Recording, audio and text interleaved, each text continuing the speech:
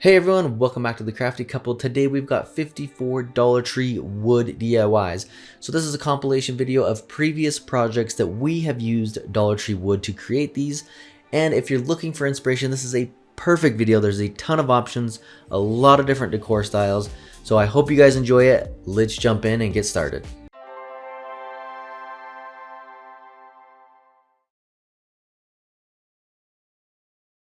To start this project, we're going to be using one of these Dollar Tree vases. Now these come in two different sizes. This is the longer vase, the bigger one.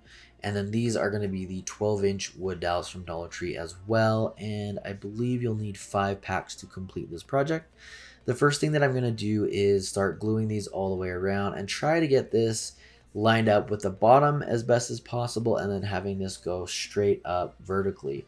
If you have it tilted a little bit as you go around, that could start to get worse, and then it won't line up when you get to the back. And the easiest way I found was to line these up on the bottom of the vase and then glue those as close as you can to the previous wood piece. Now when I did this, I did end up with a little bit of a gap in the back, but I really don't mind it since you're not going to see it. You can just simply arrange this to where that is in the back.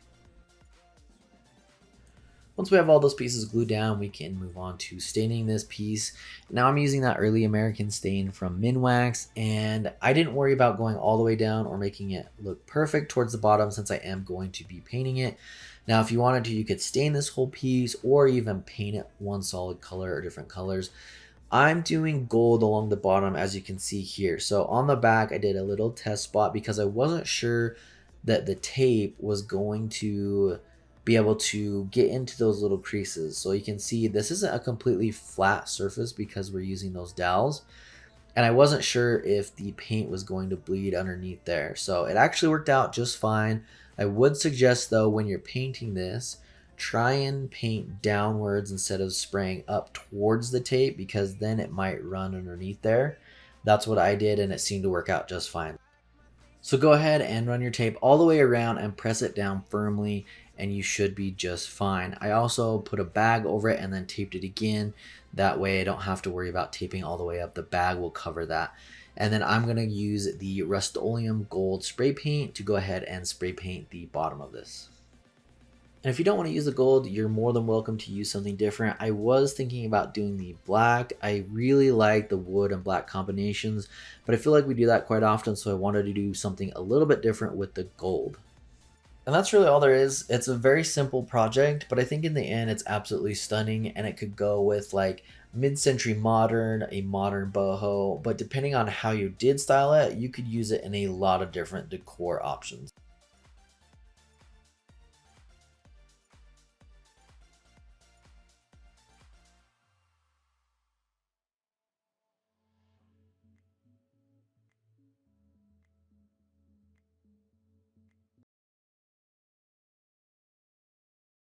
For this project, I actually saw this on Instagram from Allison Yolanda, and I will link her Instagram below. But I'm just going to be grabbing these tumbling tower blocks and putting it in this shape here and just gluing them together. What I did was glue the 2 tumbling tower blocks together first, and then I will be gluing all of them together to give it more of that structure. Now that those are all glued together, it's time to glue the ends together to make it have that cute base for our planter. I think this is a really cute design. These could be really cute coasters. You can make it into a really cool wall decor piece. I just love the design of how these tumbling tower blocks went together.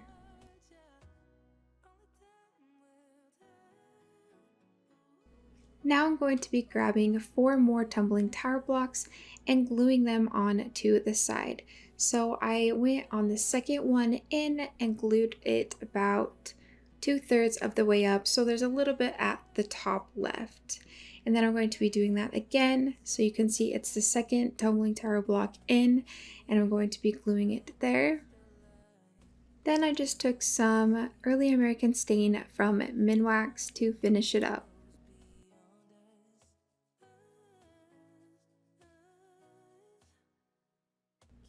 This is what it looks like after it's stained. I think it came out really cute, and If you want to keep it all Dollar Tree, I'm going to be using this glass and spray painting it black, and you can put succulents or other things like that inside. In the end, I decided to decorate it with something that I got from the Target dollar spot that I thought was super cute.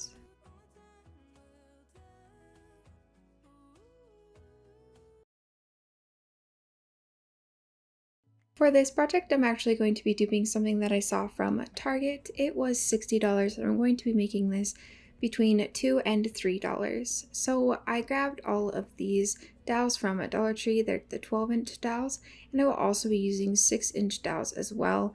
At first I was kind of spreading them apart because that's how I thought I wanted the design, but when I started putting it together, I really liked how it looked when they were a lot closer together.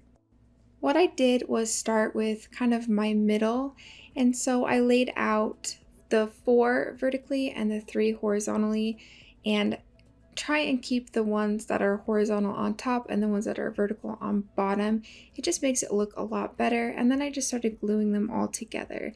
Try and have at least 2 points of contact when you are gluing on the dowels. This helps it just stay together a lot better. I did switch between the 12-inch dowels and the 6-inch dowels, kind of just whatever you like. And then I spray painted it with this Crayon Fusion matte black spray paint. You can also paint it gold, but I loved the way it looks in black.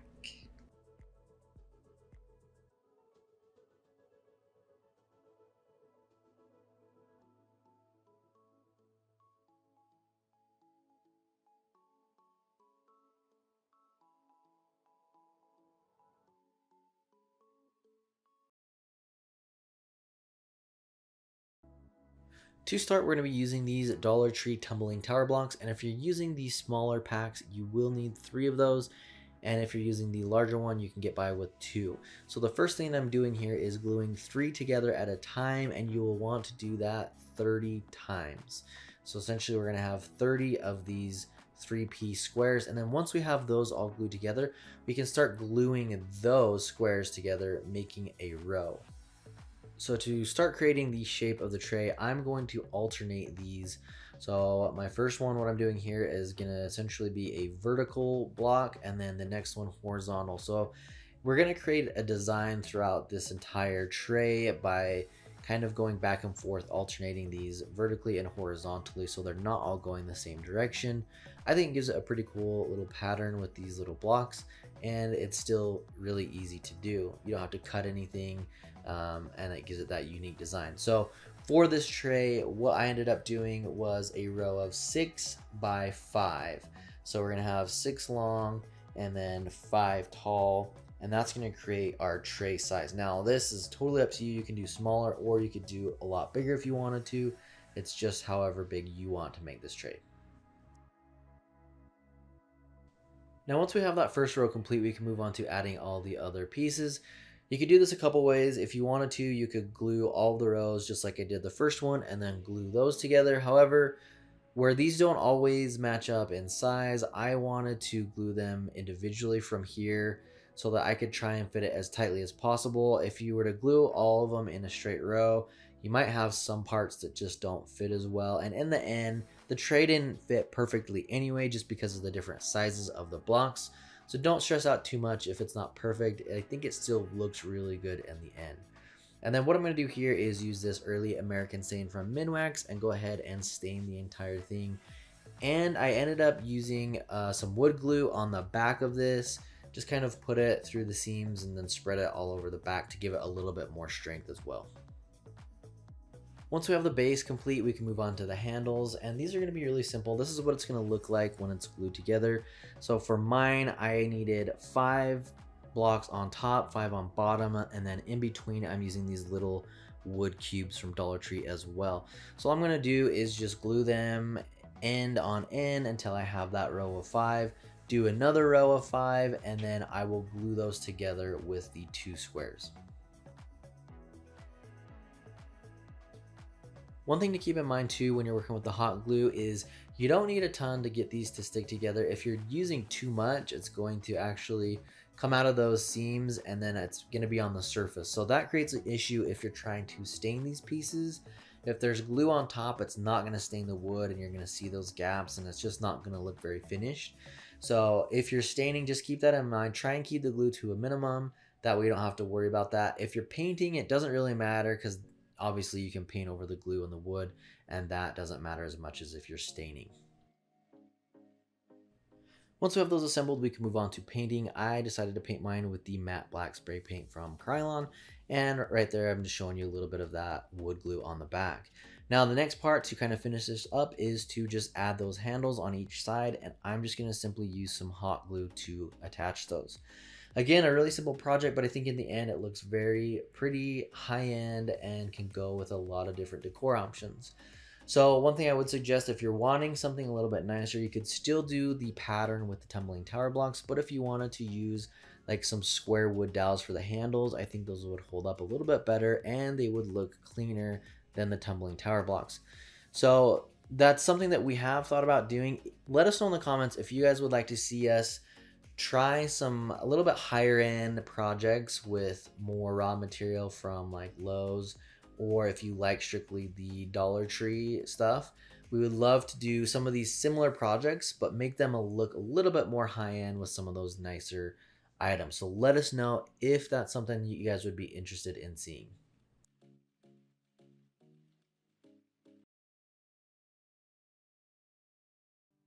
For this project, I did make something pretty similar a little while ago, but I'm going to be using these craft sticks from Dollar Tree and these beads from Amazon. I didn't know exactly how many I needed, so I kind of just grabbed a bunch out. For the one that I did last time, I did leave the edges curved. This time I wanted them cut. So have one that's kind of a template one and just go off of that same one so that they are all the same length.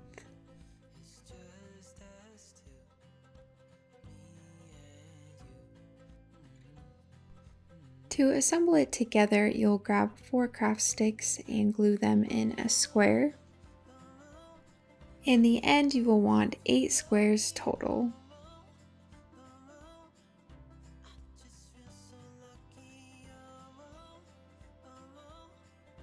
Now it is time to place them together. So I grabbed 4 of the squares and lined them up like this so that the pointy parts are touching.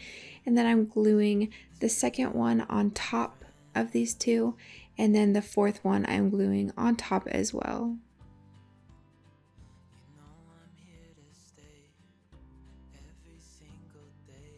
Now that the middle section is done, we just need to add 2 to the bottom. So add a little bit of glue and hook it on to the second one in from the left. And then you're going to be adding one in, the second one in from the right, so that you have 2 just in the middle. Then you're going to be doing the exact same thing for the top.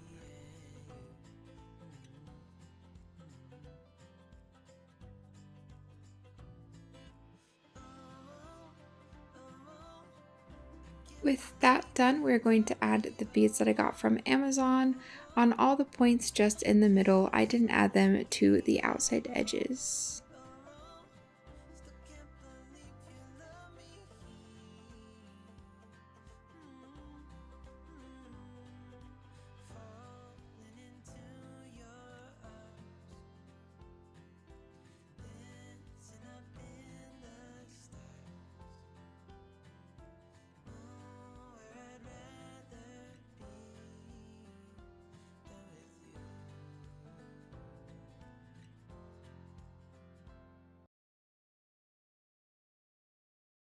This project is actually a West Elm dupe. I believe it was around $170 and I am making it for only $2.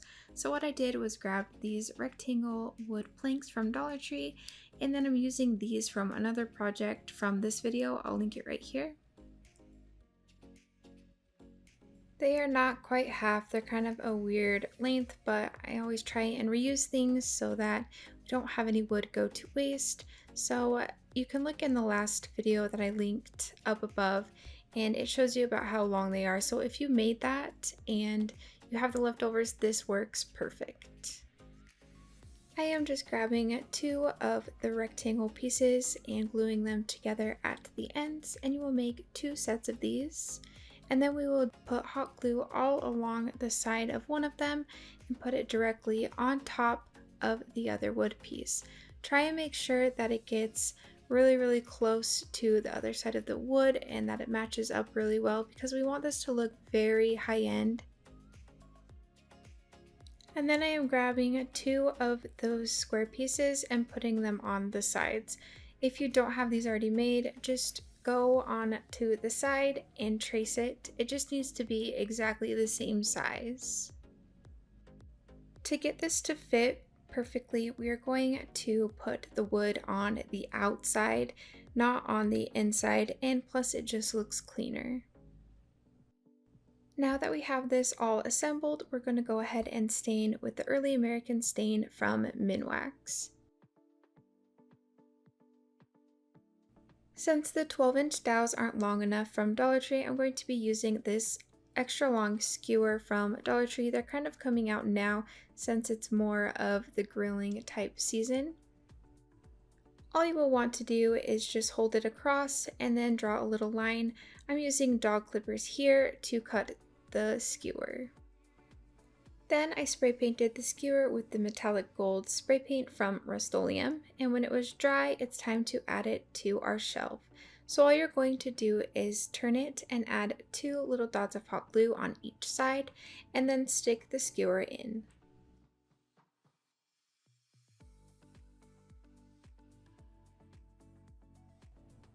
To hang it, I decided just to do 2 picture hangers on the back. I'm sure there's probably a better way to do this, but this is the way that I found works pretty well. And then I decorated it with a bunch of cute things that we got from the Target dollar spot.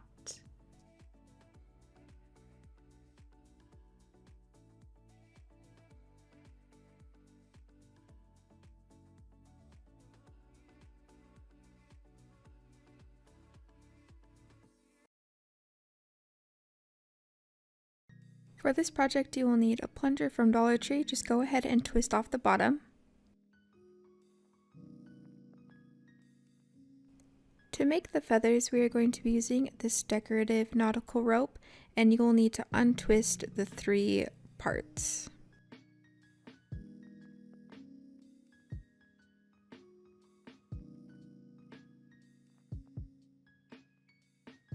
Once you've done that, you will have these 3 separate piles. We will just need 1 for the first feather. To make these feathers, you will make a loop just how long you want your feather to be.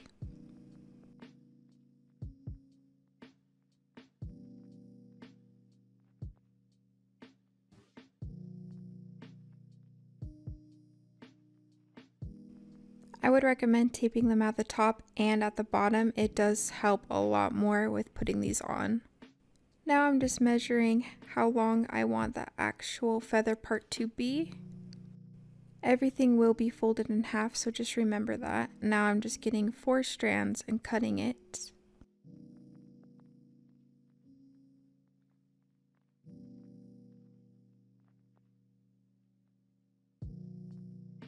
So to make them, you will grab one of the strands, you will fold it in half, and you will put it underneath the rope that you put on the bottom.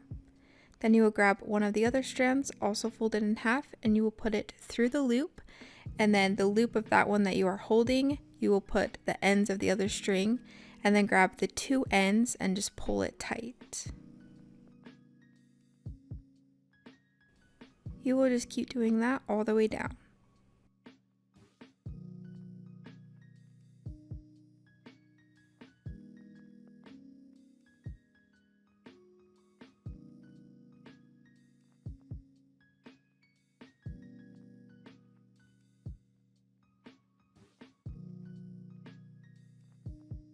Now grab a wire brush or something similar and you will brush out these strands.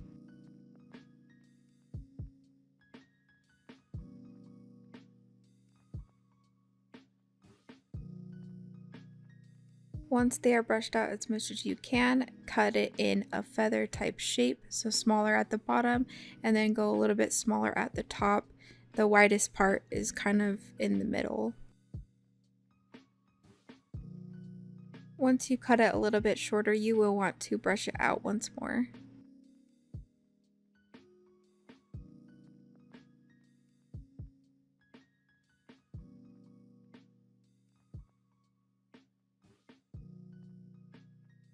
I cut the end on the plunger with this Black & Decker jigsaw. You'll just want to cut that off so both of the sides are even.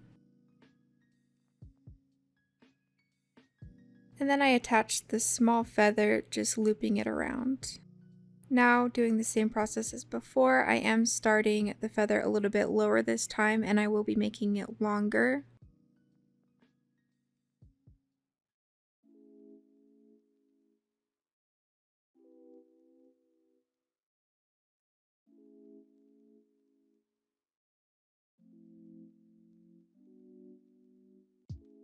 And then I cut this one a little bit thinner than the last one.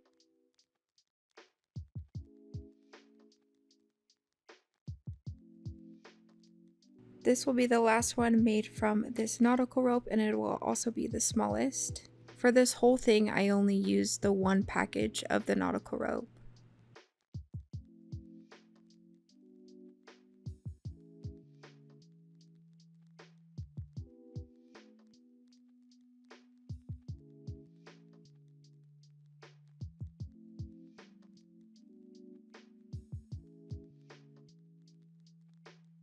You can leave it just these three, but I felt like it needed a little bit more in the middle, so I will be grabbing this gray yarn from Dollar Tree and just making 2 more of the feathers.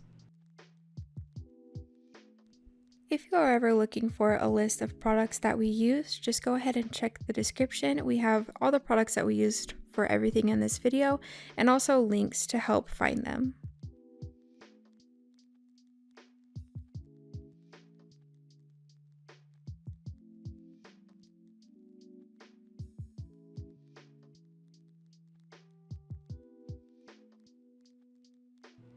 You can leave the plunger just the normal color. I thought after I hung them that it needed to be stained, and this is how it looks all finished. Let me know what you think in the comments.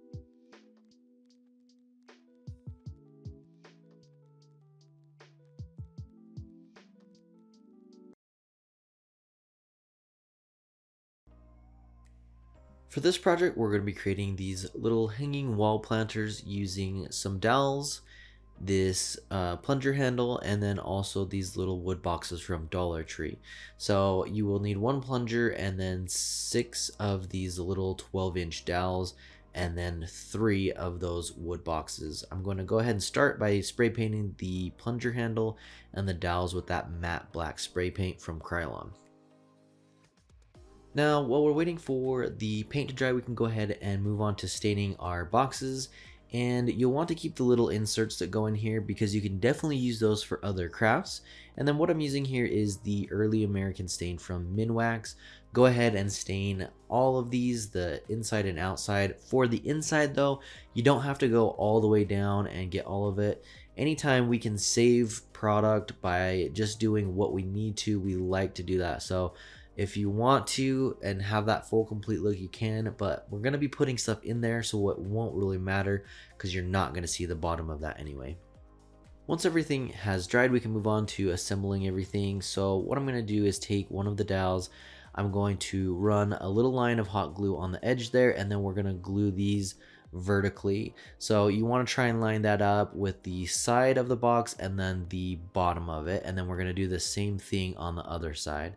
So you want to do this on all 3 of our wood boxes. We're going to be gluing 2 of those dowels going vertical. Once we've glued everything on our boxes, we can move on to how we're going to hang this on the wall. And we're going to be using this plunger handle and then some of this suede leather. I believe we got it from Hobby Lobby, maybe like $5 to $8, and it comes with quite a bit of it.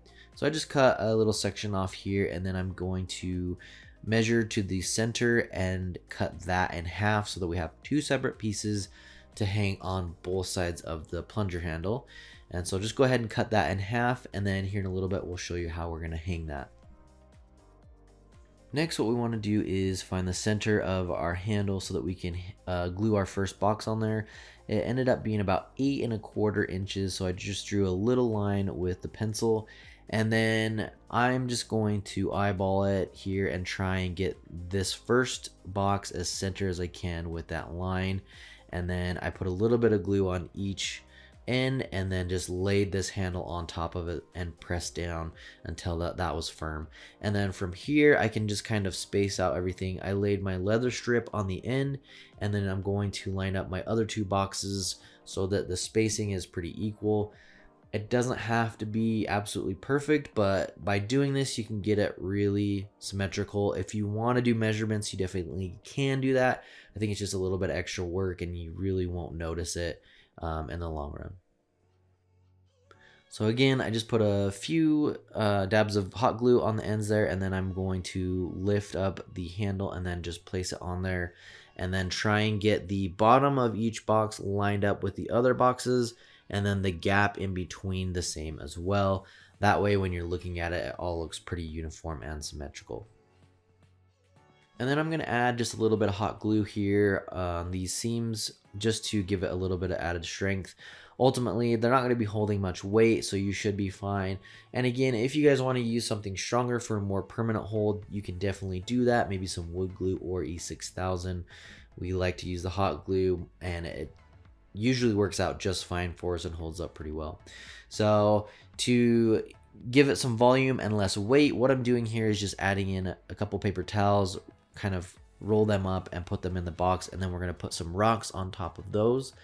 That way it's covering up the paper towel, but we're not filling it completely with rocks and adding all that weight and unnecessary product. And then I'm just using a couple succulents and air plant here to go in these. You could do these however you wanted to. If you wanted to do a little bit more modern, you could do that. Farmhouse, I think this would also look good. You could put maybe some like lamb's ear or something in there. This really could go with a lot of different decor styles, just depending on how you want to decorate it. And then we're just going to loop these and then push the thumbtack through those, and then the tacks will then go into the wall. Again, there's really not a lot of weight to this, so you shouldn't have to worry about those falling out.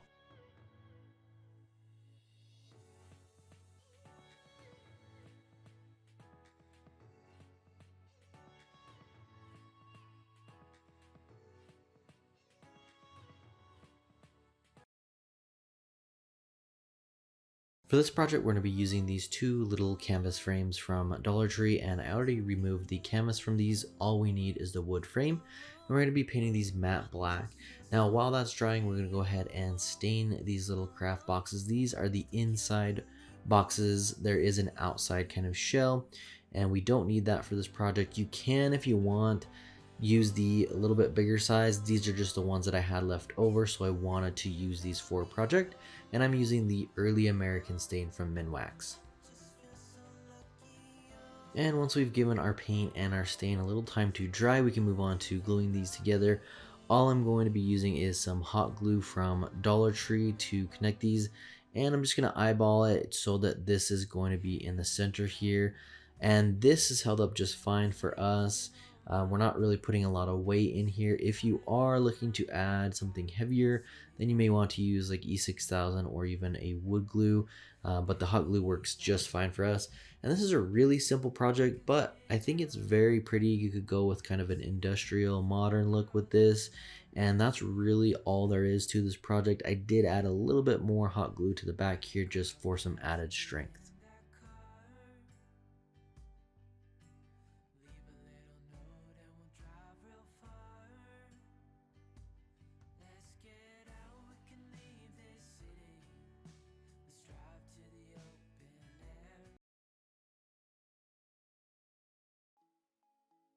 For this piece, we're going to start with two of these 8x10 canvas frames. Go ahead and remove that canvas, and we're just going to be using the wood.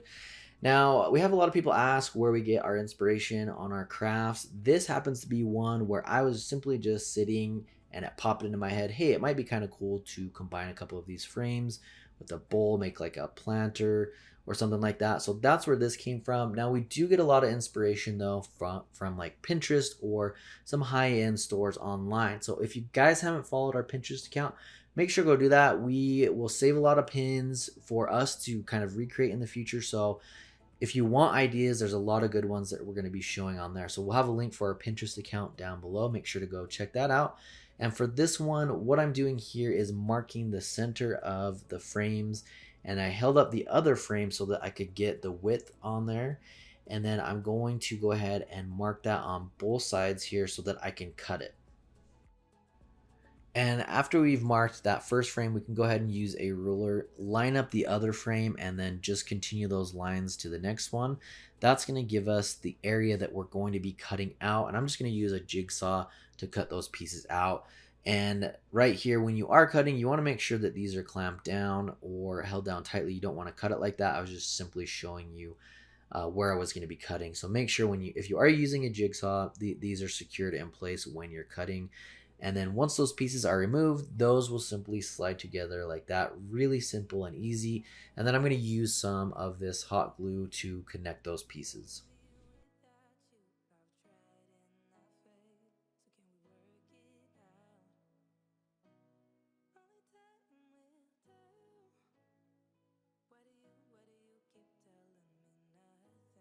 Now that we have all of that glued together, we can move on to staining. And if you guys have watched our channel for a while, you know we love the early American stain from Minwax. I think it's a really solid color for a lot of different decor options. We do want to expand that a little bit. So if you have a stain preference that you really like, let us know in the comments what colors and brands that you like to go with so that we can start trying those out. And then after we've stained that piece, we can move on to this bowl. Again, it's from Dollar Tree, and I'm going to paint that with the matte black paint. And after that, all we're going to do is add a little bit of hot glue on the wood here and go ahead and connect that. A really simple project, but I think it turned out really cool, a little bit different, and you can add some succulents or some other plants to kind of top this off when you're done.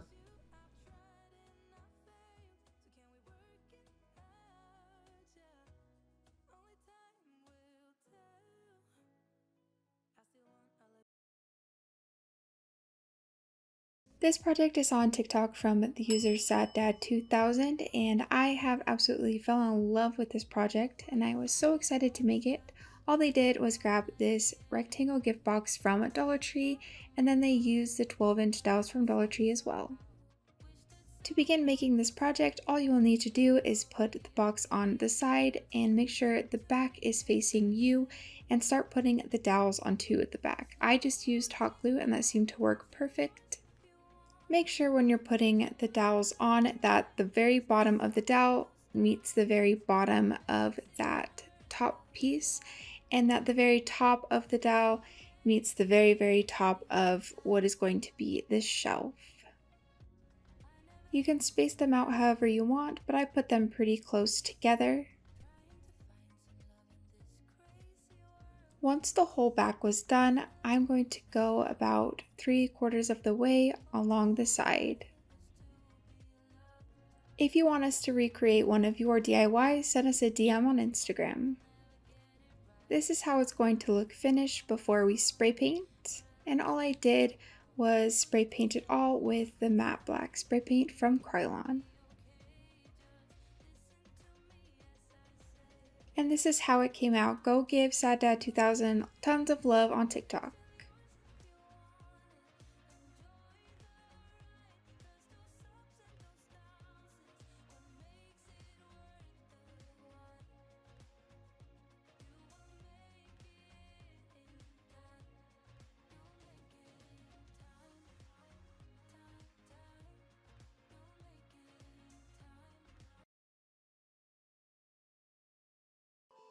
To start this one off, we're going to be using this Dollar Tree cube and this Dollar Tree wooden ring. And the first thing that we're going to do here is stain these separately using this early American stain.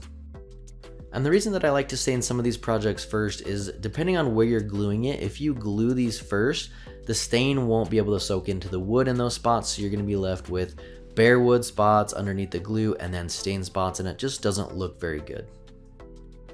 Next thing that we're going to do here is glue these together. I'm just using some hot glue from Dollar Tree. I have my glue gun on high heat, and then I'm just going to glue that right in the middle. And then the last part of this project after we have those stained and glued together is adding a command strip here on the back. Now this one was a little bit long, so I'm just cutting this down to size so that it doesn't stick out on the sides. But this is a really easy way, since this is not going to weigh a lot and I'm most likely just going to put like some kind of plant stem in there. It's not going to weigh a lot, so I don't have to worry about this falling off due to weight. And this project, I'm just showing you one, but I think this would look really good with at least 3 or more covering up a bigger space on your wall.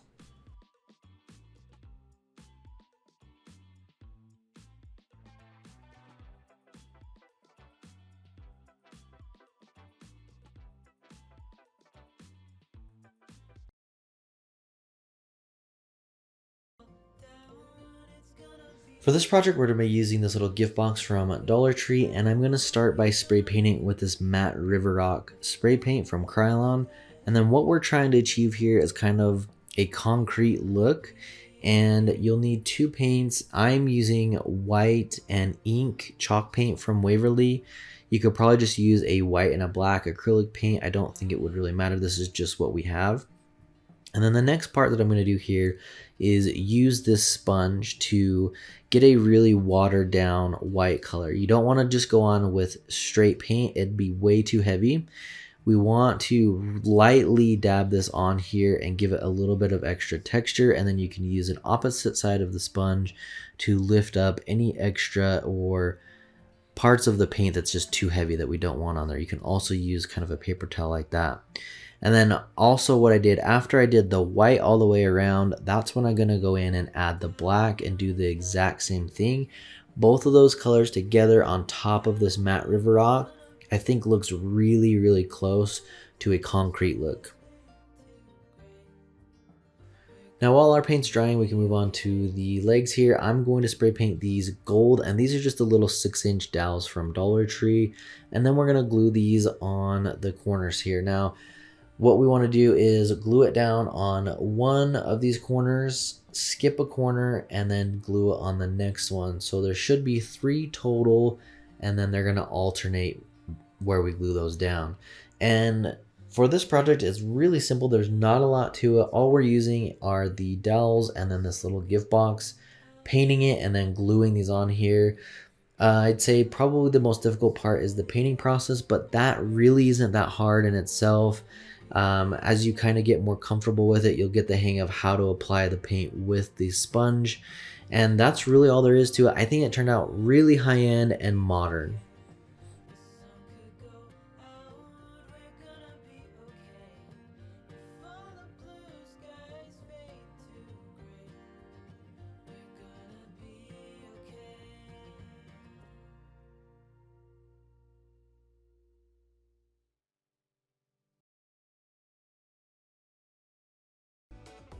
For this project, we're going to be creating a really simple planter using these wooden crates from Dollar Tree. And the first thing that we're going to do is stain 2 of them with this early American stain from Minwax. And you will want to make sure that you're getting the inside and the outside, since you will be able to see into these a little bit. Once we have those stained, we can move on to painting this third one. And I'm just going to be using this ink chalk paint from Waverly. Any black paint really will work for this though. If you are using this ink though, I would water it down. It'll make it a lot easier to paint this. Once we have that painted and the other 2 stained, we can go ahead and assemble these. And the first thing that we're going to do is take this bottom piece, which is the black one, and we're going to put a little bit of hot glue all the way around the top, and then we'll take one of our stained pieces and glue that on top of that one.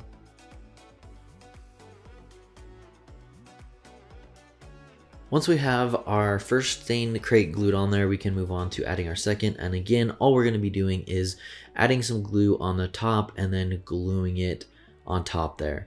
A really, really simple project, but I think it looks absolutely beautiful when you're done.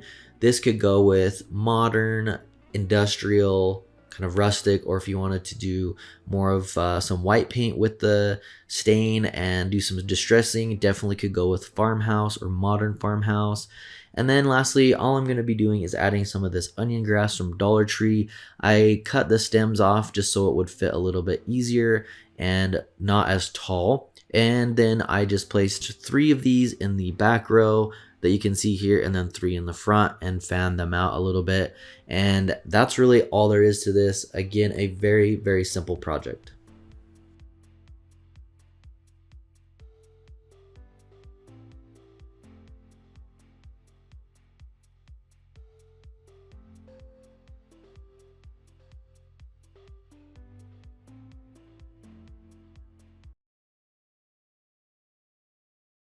For this project, it ended up so cute, so I'm so excited to show you how I did it.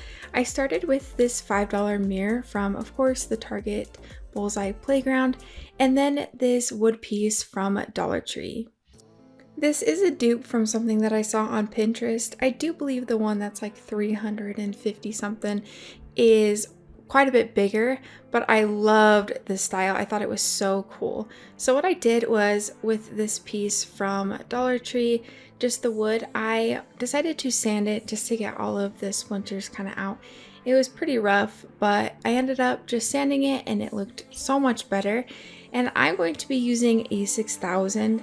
Anytime I've used hot glue, it does not stick to glass at all, or mirror, like, you know, it just doesn't work. So what I did was I measured out about 4 inches on each side, made a little mark, and then I used my E6000.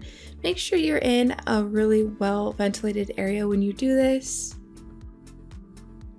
Also, try to use the least amount of E6000 you can, just because when you do clamp it on to the mirror, it will spread slightly. So I put it down where my marks were, and then I'm going to be using just these little clamps we got from Walmart, and I let it sit for 24 hours. Also, just since you can see it all, what do you guys think of our new set? We are so excited to have it all set up like this. I feel like the camera angle is a lot better, and I feel like you can see the projects a lot better. Let me know in the comments below. After it has been 24 hours, I took off the clamps and it is perfectly secured on there, and I think it came out extremely cute. For the backing, instead of gluing like a picture hanger on the back, I'm going to be using command strips, and I've absolutely loved using these. These ones hold up to 17 pounds, I believe, which is plenty for this mirror. So I'm going to be putting one on this side and one on the other side, and then you just take off the sticky piece on the other side and put it directly on the wall so you can get it nice and even. You don't have to stress about nails, so I'm super excited about using these.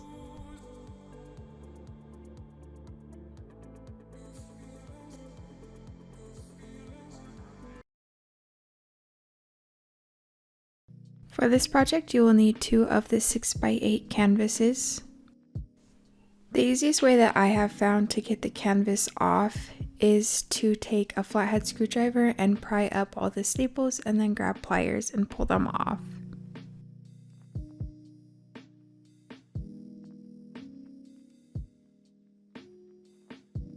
Once you take the canvas off, you'll be left with these 2 wooden frames. I drew a straight line at the bottom, and that's where we're going to cut so that the ends are flat. What we use to cut all our wood is this Black & Decker jigsaw, and there's a link in the description below for this. This is what you'll be left with after you cut, and we will be staining and gluing these together. You'll just want to sand down the end just a little bit and go in with the dark walnut minwax stain.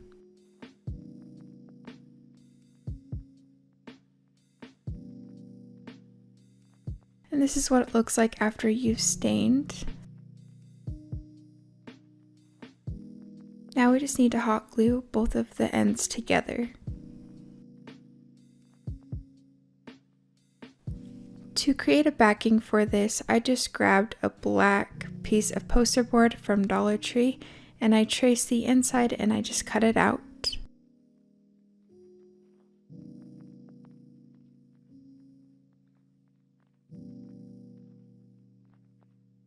Then to create the design, we'll be grabbing these craft sticks from Dollar Tree. Cut off the curved end on one side of a lot of these. This is the pattern that I am going for. You can do whatever pattern you would like for this. And then I just started hot gluing them onto the poster board in the pattern that I liked.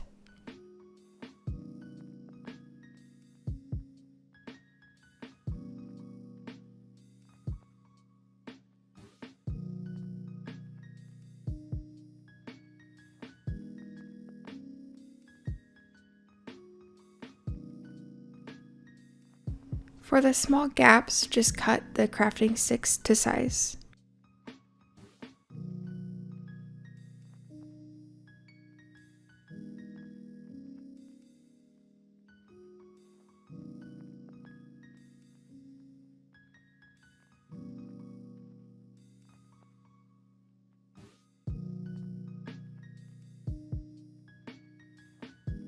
For all the ones that I've laid down so far, I'm going to be painting them with the Waverly chalk paint in the color ink.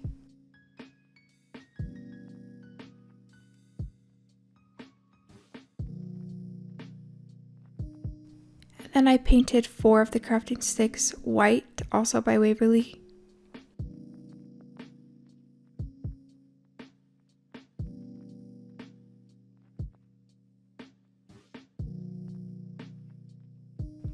And then I stained 2 of them.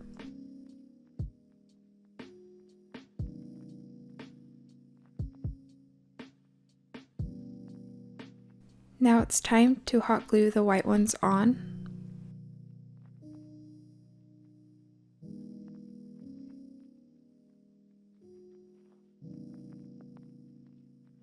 Then you'll go in with the stained ones.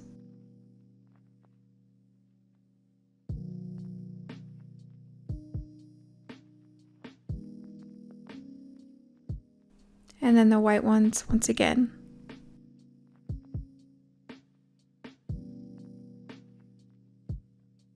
To finish it off, I just lined up the crafting sticks how I liked the end, and then I'm staining all the rest.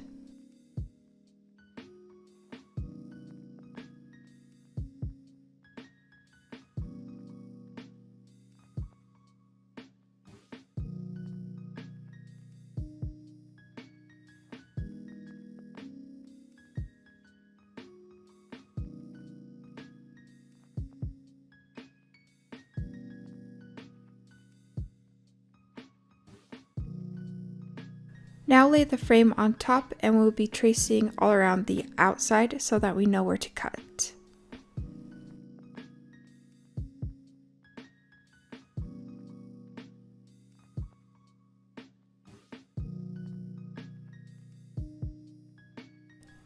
Then cut on your lines all the way around.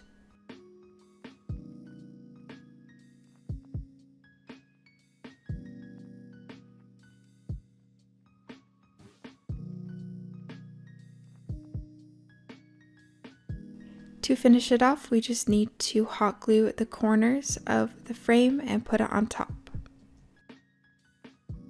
If you have any left over on the sides, just cut those as well.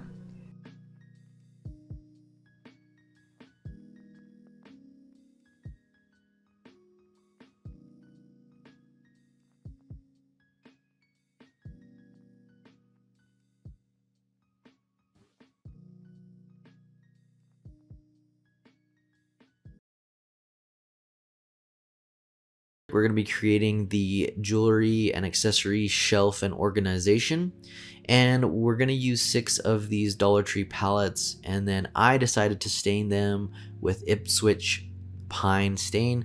Give it a little bit of a darker color but still keep it a natural looking wood. Once we have those stained, we can move on to connecting all of our pieces, and we're going to glue it on just like this. So we're going to have the bottom piece and then the top piece that goes vertical, we're going to glue on top of there. Now, if you would like to, you can always use a stronger glue. We use the hot glue for time purposes.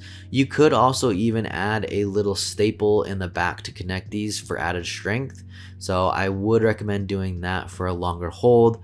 And then after we've connected those 2 pieces, we're going to simply repeat that process. But I'm going to glue the next pieces onto those that we already glued together. And then we'll go ahead and glue all 6 pieces together.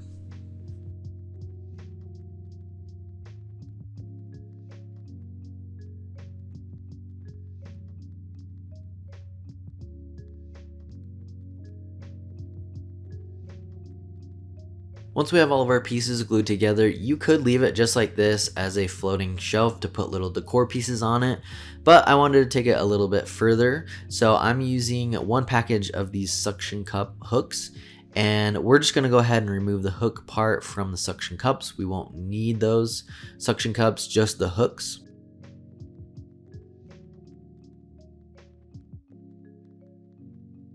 It does come in a pack of 9, but I only ended up using 8 of them, and I spray painted all of them gold. This next step I would do before spray painting though, so you can avoid wiping off some of that spray paint. What you want to do is go ahead and take some pliers and bend the top of that back. That's the part that we're going to actually glue onto our shelf.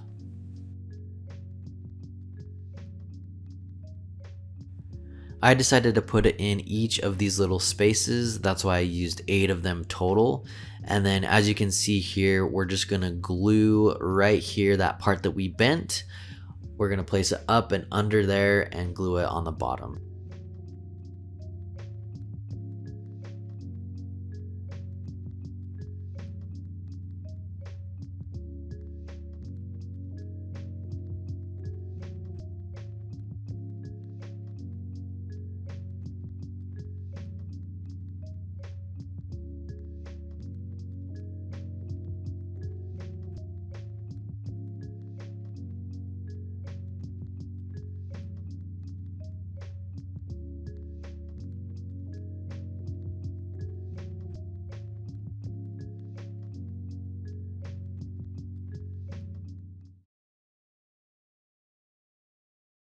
To start this vase, we're going to be using one of these Dollar Tree vases and then one of these 12-inch wood dowels, also from Dollar Tree. I marked it at 2 inches and then another 4 inches and then 3 inches. And then I'm going to use these dog toenail clippers to go ahead and cut this. Now, I've seen a lot of vases that look really high-end and absolutely beautiful while scrolling online or like on Pinterest, and I knew I had to recreate one. It's very simple. All we're doing here is taking a simple vase and creating a handle that's really sleek and modern. So for that handle, as you can see here, we're starting to form that with that wood dowel. So here's kind of the shape of the handle. Now you could leave it like this if you wanted to. However, I think if we cut this at a little bit of an angle, it's going to fit a lot better and make those seams not as noticeable. So what I'm doing here is just cutting this bottom dowel at an angle where it meets with the second dowel, and then also at the bottom where it meets up with the vase. That's going to make it fit a lot more flush on the vase and then that second dowel. And in the end, once we glue it together, look a lot more finished and sleek. Now that we have all those pieces cut out, we can glue our handle together. Now, I did want to let you know this handle is not meant to be used. It's for decorative purposes only. If you wanted to try and get something a little bit more solid, you could use E6000. But honestly, for me, I'm going for the look. I don't really care if the handle is functional. So I'm just trying to make it look as high-end and as good as possible. But I did want you to let you know, I didn't make this with the intention of the handle being used. So all I'm using here is some hot glue. We do like to use the hot glue from Dollar Tree. So if you haven't tried it, I would definitely recommend trying that out. It seems to always work well for us. And we've had a few people mention that their glue doesn't hold and always wanted to know what we use. So definitely go out and try that if you have not. And then when you're gluing this bottom part here, you want to try and glue it so that it is going to match up with the top part here. Last thing you want to do is have it off to the side, and then when you try to glue this onto the vase, those aren't lining up and it can kind of be a little bit tricky. After we have the handle completed, we can move on to attaching it to the vase. So same thing, I'm just going to be using some hot glue. I'm going to put a dab on the top and then on the bottom. And then the top part, you just want to try and line that up with the top of the vase so that those are flush together. And then the last part of this project is to add some paint. There's really nothing else to this. It's a super simple project, but in the end looks so high end. You know we love the matte black paint, so that's what we're going to be using. But as always, guys, feel free to customize this and use any kind of paint that you would like.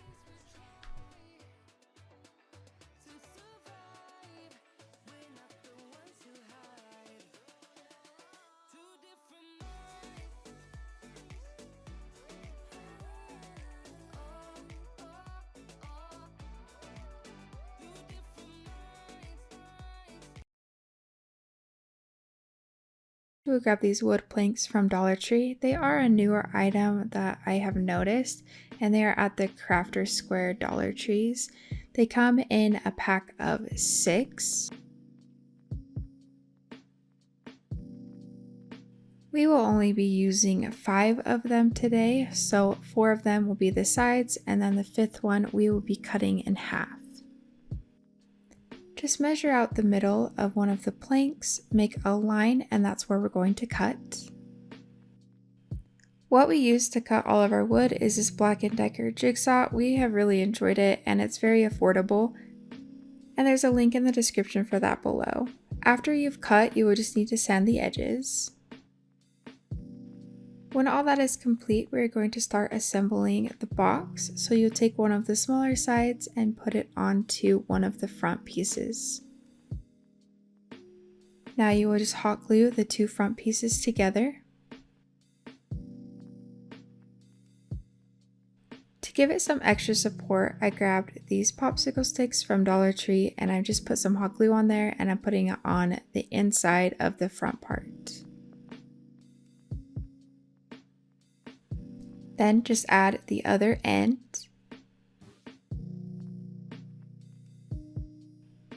Then you will do the same thing for the other side. So glue the two ends together and then put the two popsicle sticks on top.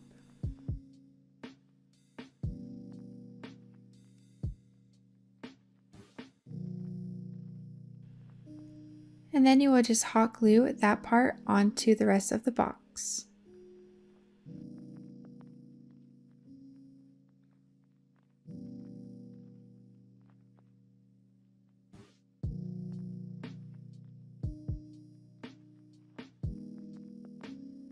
For the base, you could definitely use more of those wood planks, but I decided just to use some foam board. So go ahead and line up the foam board with your box and just trace it out.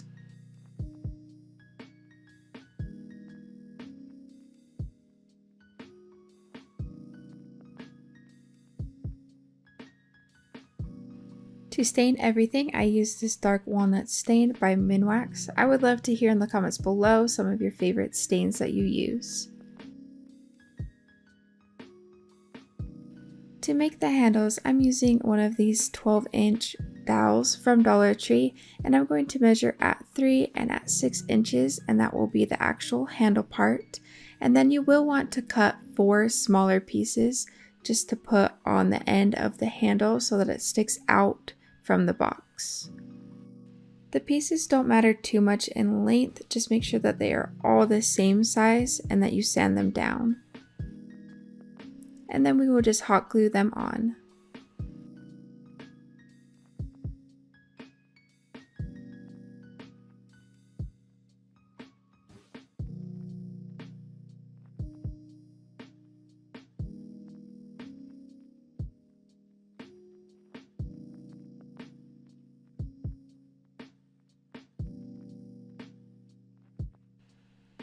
I decided to spray paint it with the Krylon Fusion Gloss Black spray paint. While those are drying, we're going to go ahead and put the base into the box. So put hot glue all the way around and then just slide it into the base.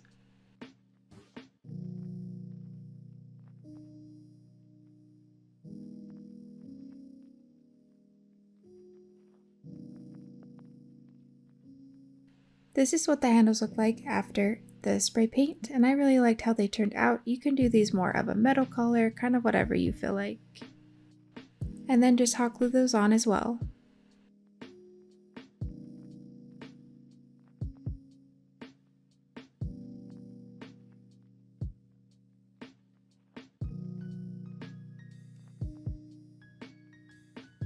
I wanted the front to have a little bit more design to it, so I'm putting, it's going to say number 1 on the front. This stencil is from Dollar Tree, and I'll be painting all of it with the Waverly chalk paint and the color ink.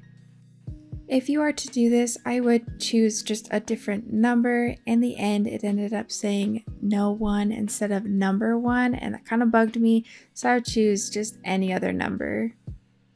To get the number portion, I will be putting the N from 1 and the O also from 1 on there.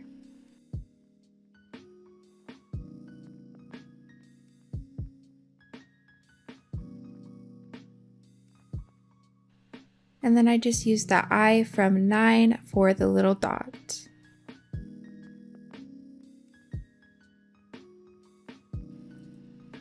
Then I used just a different stencil that I had on hand to write box going vertically.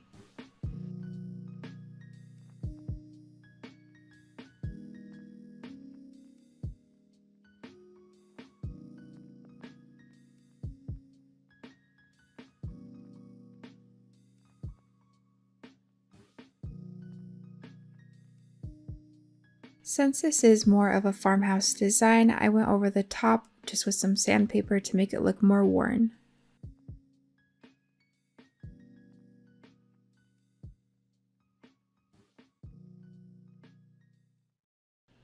To fill the box, I'm using these peonies that I got from Amazon, and there's a link in the description below for these.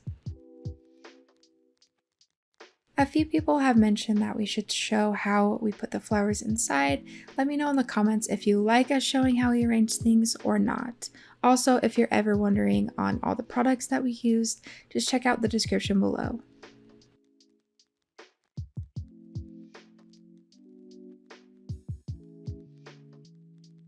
And this is what the finished product looked like.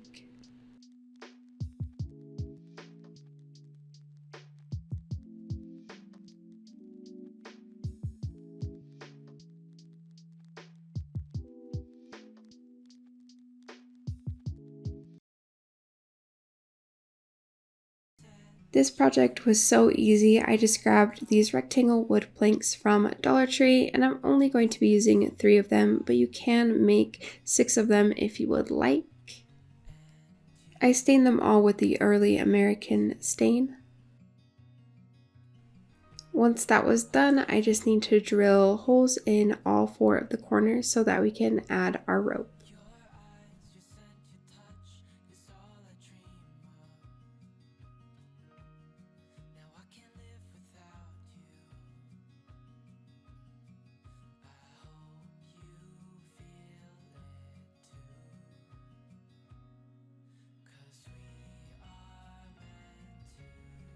I'm just adding the string that we had on hand. It's kind of this off-white color.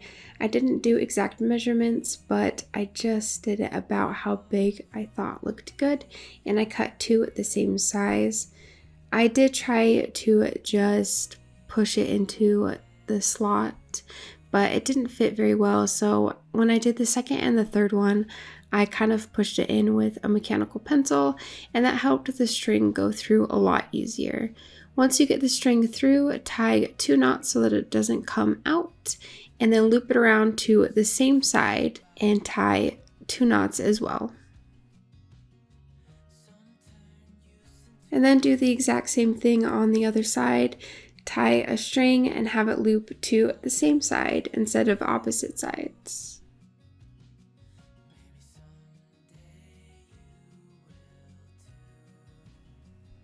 Instead of using a nail, I'm going to be using a hook in the wall, and it's just going to hang on the wall just like this.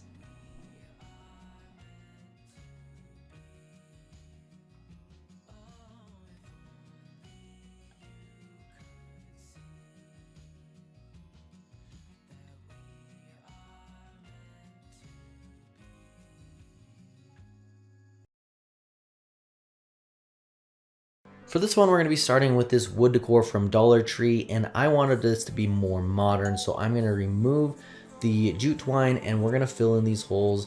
You can just use some spackling, put a little bit on there, and then we'll sand that down once it dries.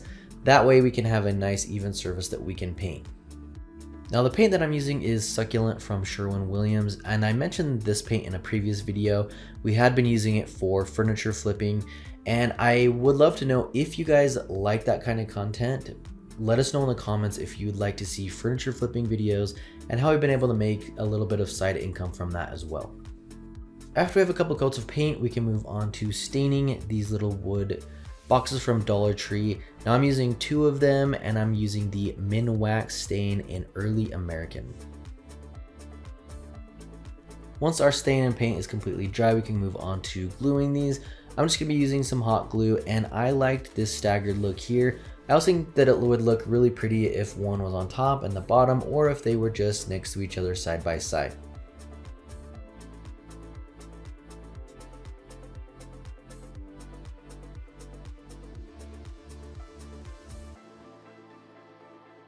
And to finish this project up, we're going to just add a command strip on the back. You could do some like picture hangers on here, or even just screw it into the wall, but this works really well. This isn't a heavy piece, so I'm just going to put one on here horizontally, and then we can hang that up on the wall.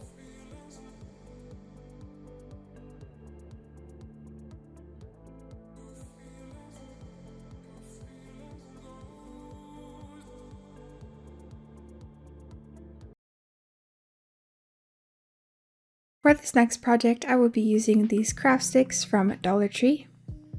Just lay them out in a diamond pattern and you can make as many diamonds as you want. It's just about how long that you want it.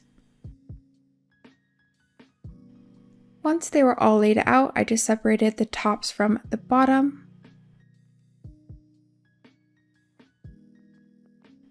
One of them will be a template one, so we will just hot glue that together. And then I'm going to be using that one to make sure all the rest of them are the same size.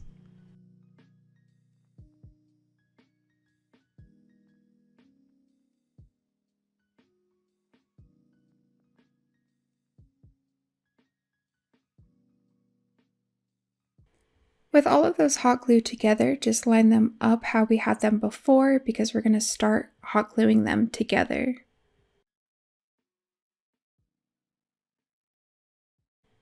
So when I was putting this together, I did spend quite a bit of time making sure they all kind of go the same way or like a certain pattern. It really doesn't matter in the end because we will be putting tiny cubes over the top where they all connect, so you won't even see that anyways. When you're making any of our projects, we use hot glue just for time purposes. We both would recommend using a stronger glue like E6000 for any of our projects. Also, if you are ever wondering what products we use, there will be a list in the description below.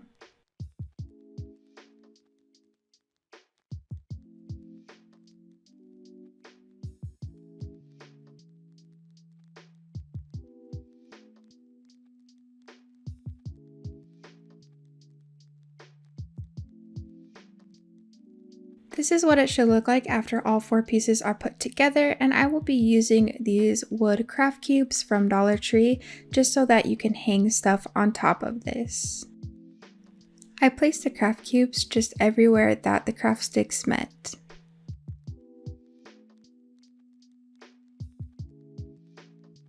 And then I just hot glued them all onto those spaces.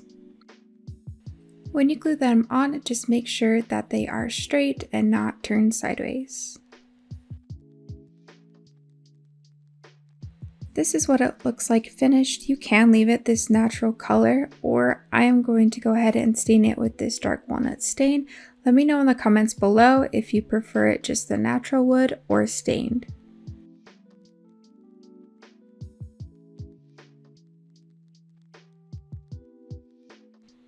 Now that this is finished, we just put nails under the top triangle areas, and you can hang jewelry or plants or anything you like.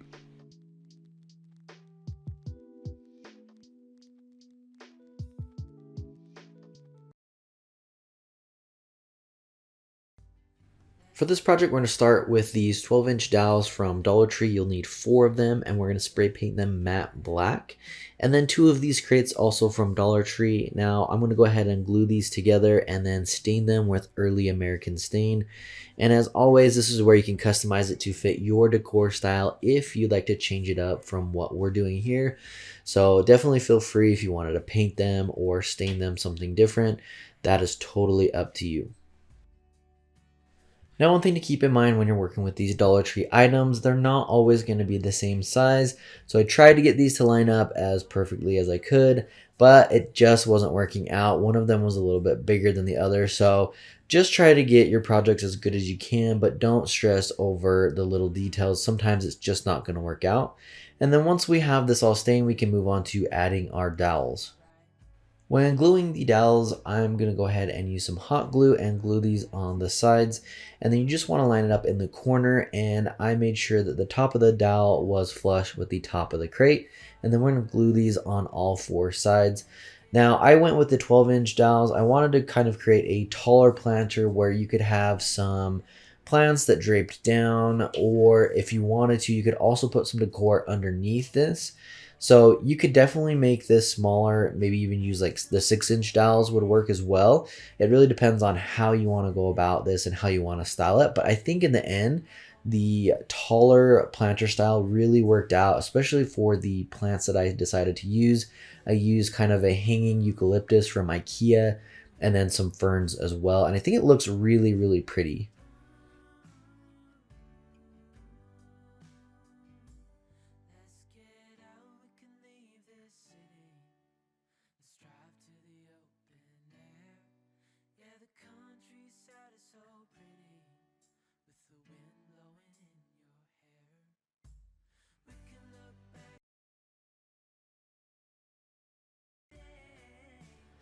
For this project, we're going to be creating a couple of wall decor pieces. I guess you could kind of call them sconces. It depends on how you want to decorate these. But what we're going to start with is a couple of these boxes from Dollar Tree and then 4 of these pallets from Dollar Tree as well. And what we're going to do is start by connecting 2 of these pallets. I'm going to use a couple of these craft sticks to glue these together and give it some more support.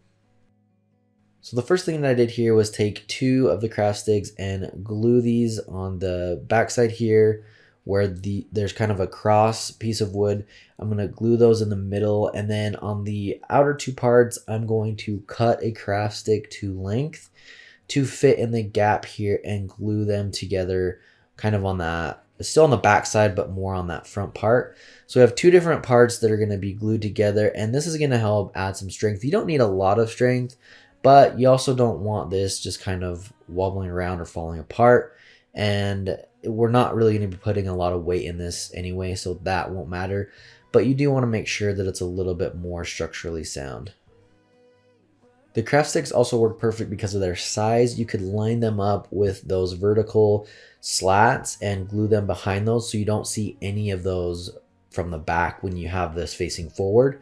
And then all we're going to do here is line up this wood box at the top of that back wood piece that's going horizontal and glue this on kind of in the middle and up from the bottom. You could obviously glue this anywhere you wanted, but I thought that was a good spot. And then we're going to recreate the exact same thing using 2 other pallets and 1 more box. And then what we're going to go ahead and do is stain both of them with the early American stain.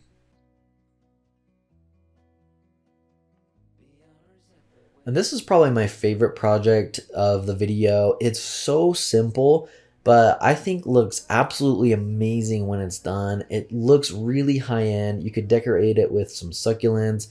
I, again, at the end, went with kind of an air plant that we got from Walmart for a couple dollars, and then also that hanging eucalyptus from IKEA. And you could create multiple of these and put it on the same wall, and it would look absolutely stunning.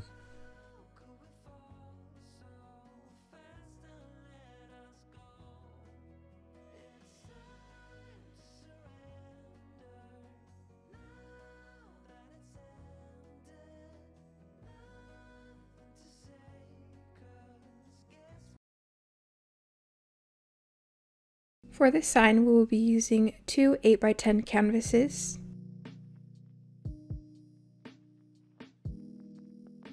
Pry up the staples using a flathead screwdriver and then grab some pliers to pull them out.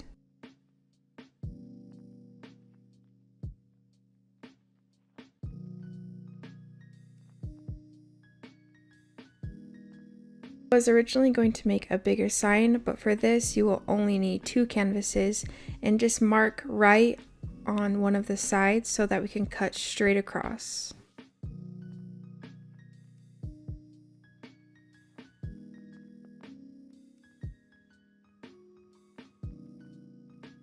For all of our cutting, we use this Black & Decker jigsaw. There's a link in the description below for this. This is what it'll look like after you've cut off those pieces. You'll want to just sand them down slightly. It's time to flip them over now and hot glue the 2 ends together.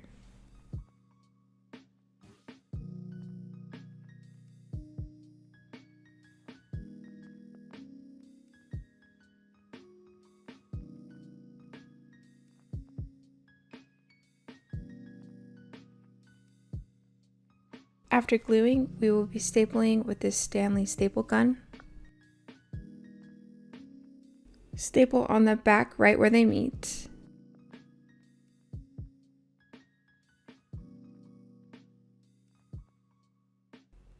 And then you'll add 2 more staples on the front of the frame. I will be staining everything with the Minwax Dark Walnut stain. If you are ever wondering what products we use, how many, just go ahead and check our description box.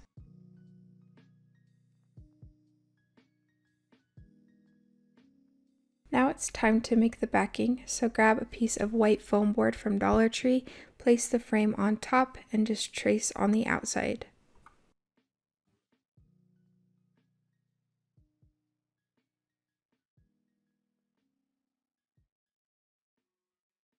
Do not use scissors on foam board, it will just come out horrible. Use either a razor like this, or some people use the back of a butter knife.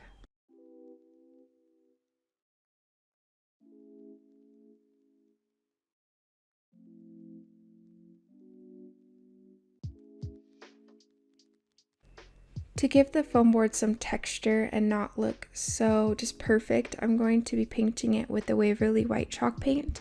I noticed once this was dry, it gave it more of a wood look.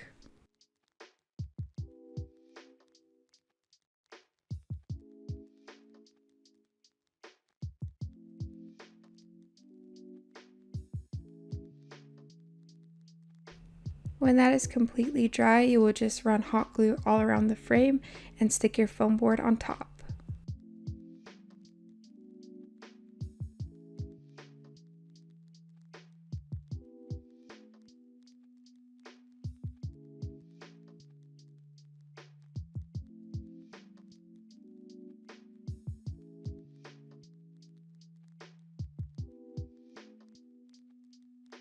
This is the cute laundry sticker that I found from Dollar Tree.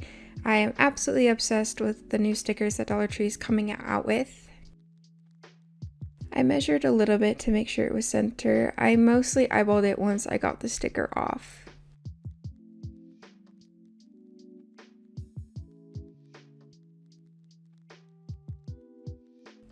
Then just peel the sticker off and place it on top.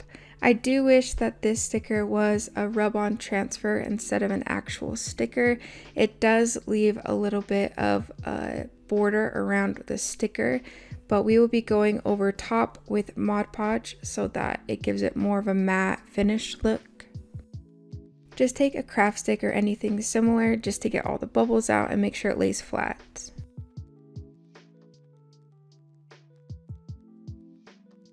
And like I said before, I went over top with the matte Mod Podge.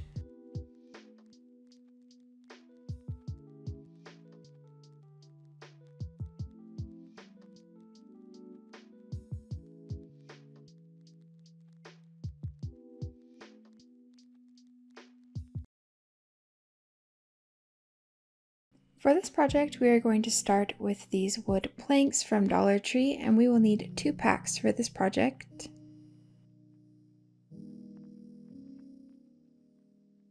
We are going to start by laying them out, and the very top one will be one of the sides, the middle one will be the bottom, and then the bottom one will be the other side. To begin assembling, I grabbed the middle piece and put hot glue on the side, and then I put the back piece onto it. And then we'll do the same thing for the front side, so just put hot glue on that middle piece and put the front side on.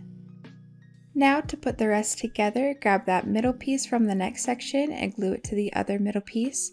Then run hot glue on the bottom side and up the other and put that front piece on. And you will just continue this process for the whole length of the shelf. This is what it should look like after all the pieces are hot glued together, but now we need to add some supports, so I'll be grabbing these craft sticks from Dollar Tree and I will be hot gluing them in between each of the sections, on the bottom and the 2 sides.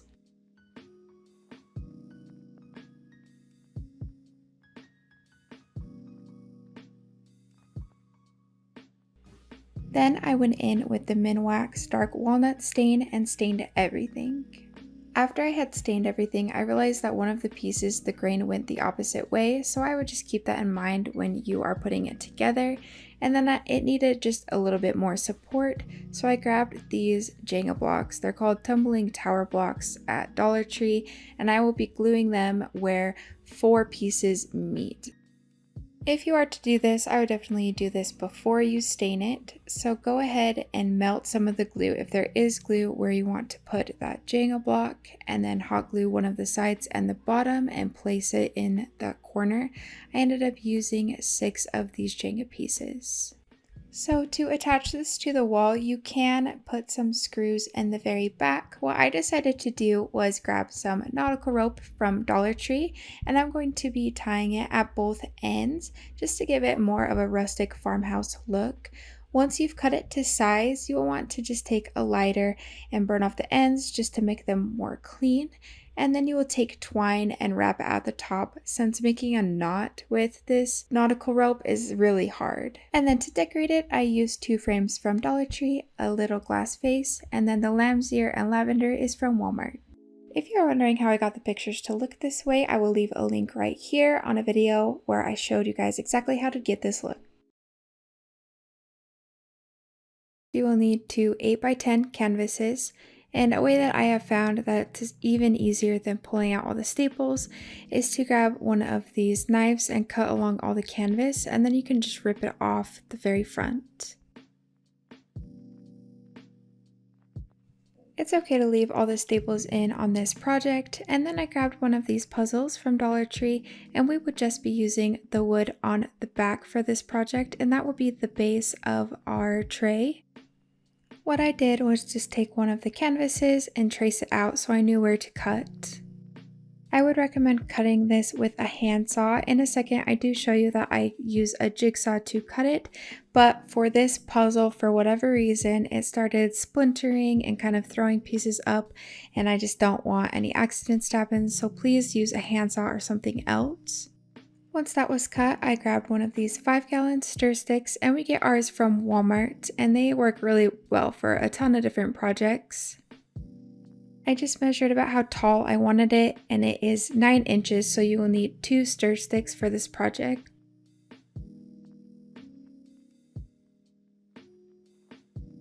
And this was totally safe to cut with the jigsaw, there was no issues with that.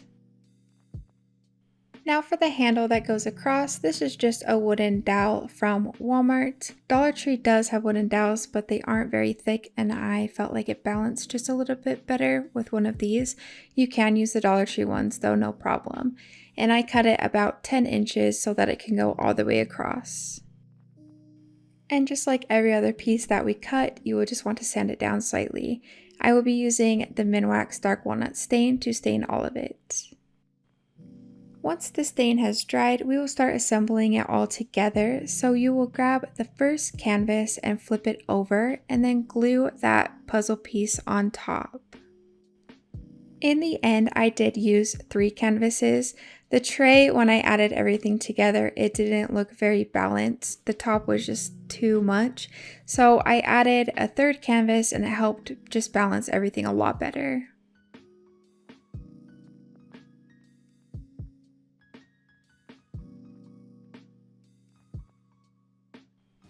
Then I just found the middle, which is 4 inches on these canvases, and I made a little mark so that I can put the stir sticks right in the center.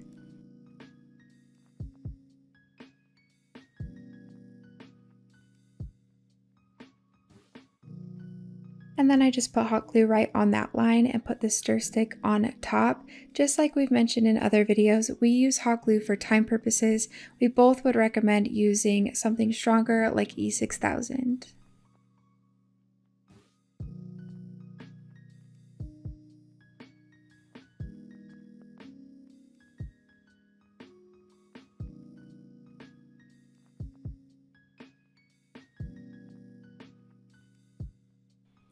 To finish off the tray, I just added the handle, and I did add it when I added the 3rd canvas back on. I did put the handle slightly higher.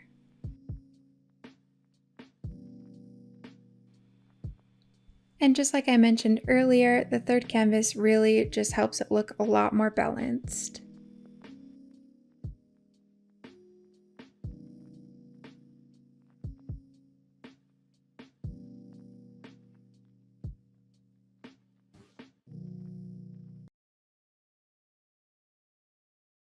For this project, we're going to be using 3 of these tin cans. Now you want to make sure you get these small ones, not the full size ones. Usually there's like tuna fish or chicken that come in these ones.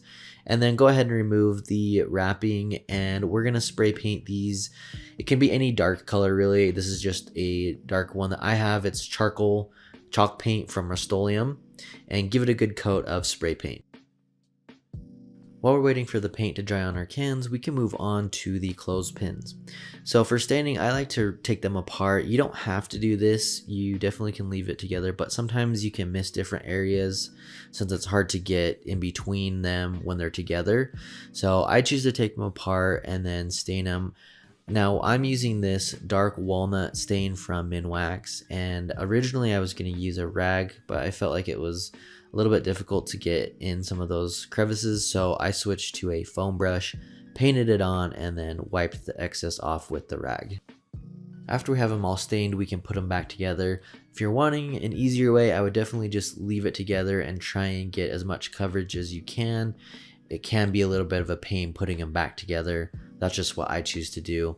Now, as you can see here, there's some of the paint missing off the can. I just did a quick fit before this just to make sure everything was looking good. That's why you can seal the paint on the can if you'd like to, but it's really not necessary since the clothespins will be covering all of that up.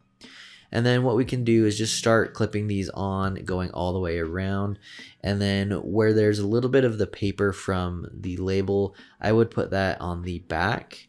And then once you get towards the back, you will need to space them out just a little bit so that it all fits on there correctly. I wanted to give you guys a few different options that you could go with when this is complete. So the first one, obviously just being a little planter. You could put some greenery or flowers in here, and I think it would look really pretty just like that. Another option would be to put some sort of light source in there, whether that's just like a puck light or a candle. Now, these are some smaller candles from Dollar Tree. I couldn't find the bigger one, but you could definitely put one of those. I wouldn't do a real candle just because of the wood and stain. Some sort of electric candle I think would work perfectly. Now, another option would be putting an actual live plant in there or some herbs.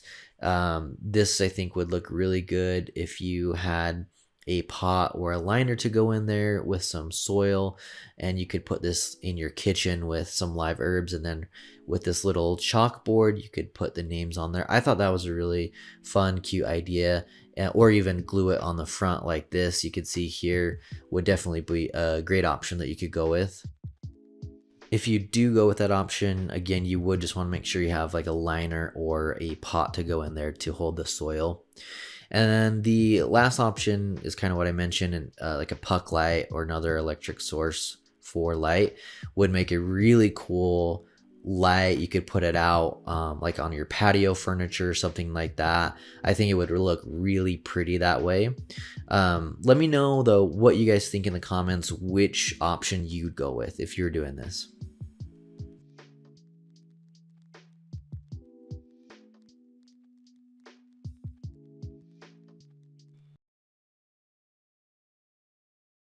We're going to start out with one of these circle boxes from Dollar Tree. They kind of are just in theme with whatever holiday is happening, so mine happens to be this Christmas one. And then you're going to grab a pack of these Dollar Tree skewers. What we are going to do is just cover this whole entire thing with these skewers. So we are going to start by just hot gluing one on the side. So go ahead and just start wrapping them around. I just did a small line of hot glue and then would just put it on and then just kind of push it on for a second. It seemed to stick just fine. I don't think you would need a stronger glue for this project. And then just keep going in a line all the way around. Try and make sure that you are going as straight as possible. And then at the bottom, just make sure that you are pushing all the way down so that it is flush at the bottom as well. And then once you have several lined up, I went in with some wire cutters and just cut them at the very top. I tried to cut several at the same time and it kind of just didn't work. So then I just went one at a time or a couple at a time and it worked just fine.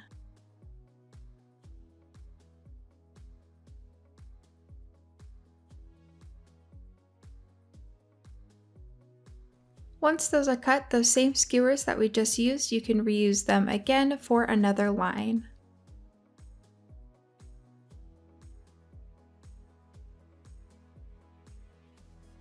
After I cut that section down, I realized that I could get one more section out of that with the same skewers. So one skewer can get you 3 separate sections.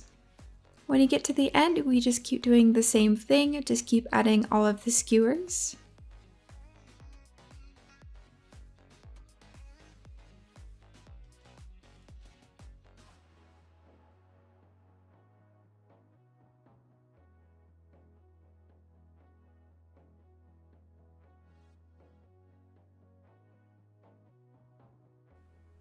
After I cut those down, I just sanded them down slightly so that they were more even.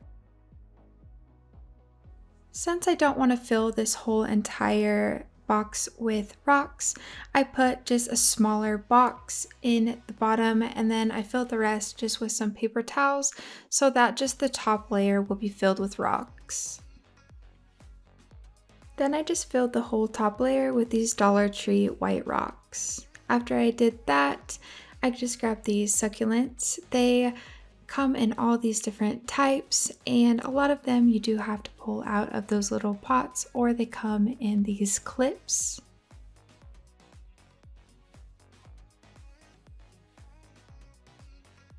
I was originally going to leave it just this color, but it was a little bit too yellow for me, so I went in with this Waverly Antique Wax, and I grabbed this Dollar Tree sponge and just went over the whole entire thing.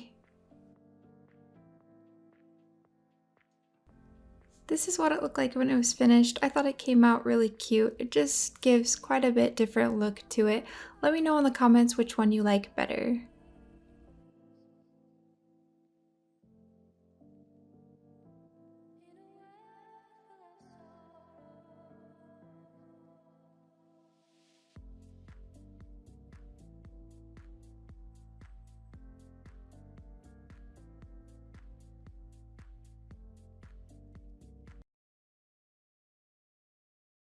Is a dupe from something that I saw online, but it was for $200 and I definitely am not going to pay that for something so simple like this.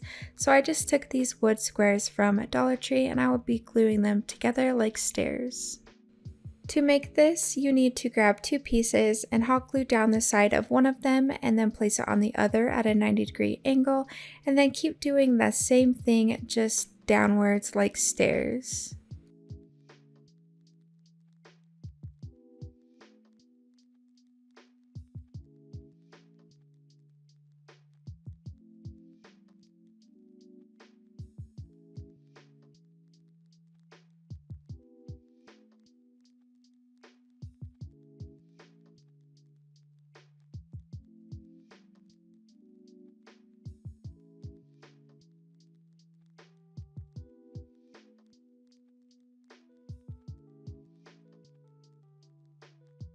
This is what it should look like when it's complete. This is using only one package of the squares from Dollar Tree, and we will need to add some supports. One option is to grab these tumbling tower blocks and place them at the top where the two pieces meet and the bottom.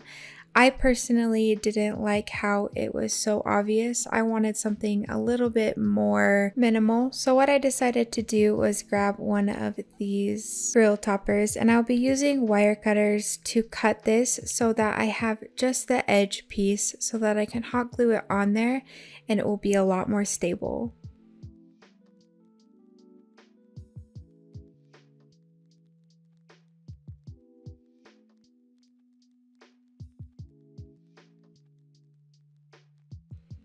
Once you have all your pieces cut out, just go ahead and hot glue it on. This was all it took for me to stabilize the whole entire piece.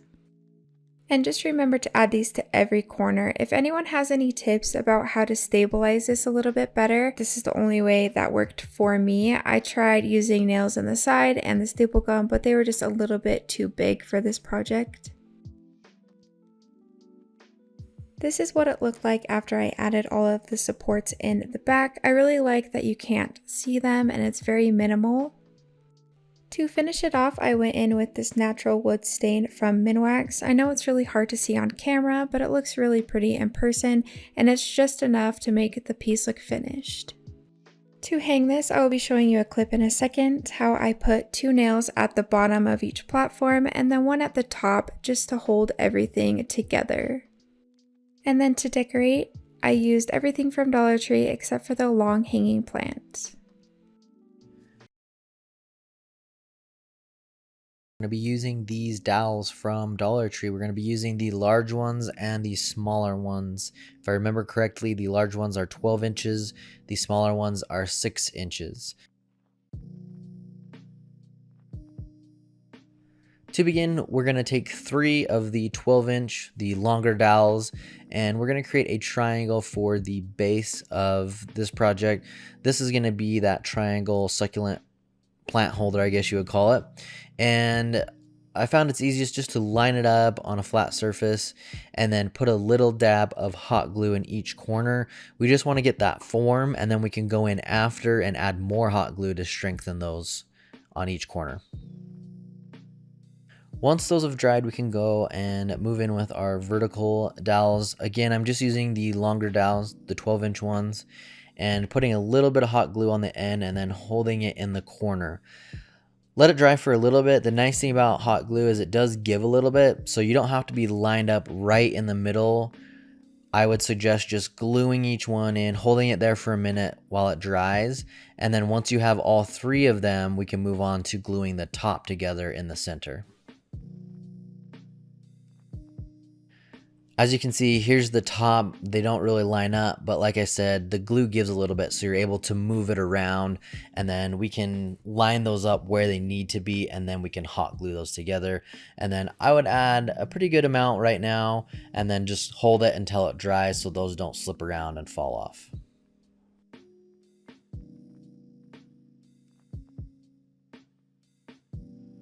Now we can move on to the next part. I'm going to be using the smaller dowels. Now you can still use the bigger ones. I like to use the smaller ones because if I have to use the bigger ones for another project and I end up cutting them all, then I don't have any of those longer ones. So I like to use these smaller ones whenever I need to use a smaller length. What we'll want to do is mark at 2.5 inches and at 5 inches, and we're going to need 3 total at this length. So mark those out and then we can go ahead and cut it. I just use some wire cutters to cut them. It works pretty easy. You don't need anything like a jigsaw or handsaw really. If you do have a handsaw though and you don't have these wire cutters, feel free to use that. But it is very easy to cut these.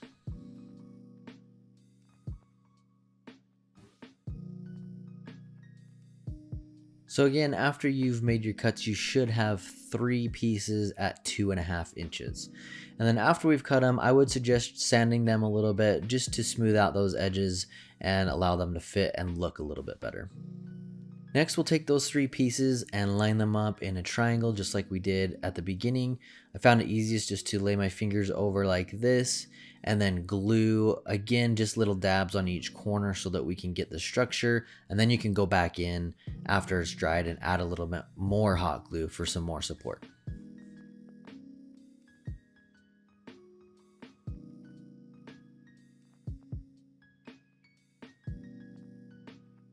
So what we're creating is the little triangle part inside of the big triangle that holds the succulent. So that first triangle that we made is going to be the main frame. And then right now what we want to do is we want to cut 3 more dowels at 2.5 inches each. And then this is going to come down from that triangle and create the triangle underneath of the succulents. All of this I'm sure will make a little bit more sense in a little bit once we get further along in the video. But after we have those 3 pieces cut, we can start gluing them, and essentially we're just repeating the same steps that we did at the beginning of the video with the bigger triangle, just on a smaller level. So then again, put a little bit of hot glue on each of these dowels and glue them in the corner. And then once they've dried a little bit, you can move to where they meet and then glue all of those together.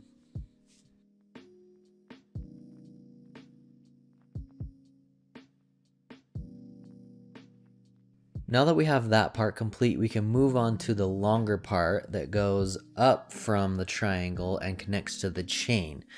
These dowels are going to be a little bit longer. I measured them at 3.5 inches, and again, we'll want to make sure that we cut 3 of these out.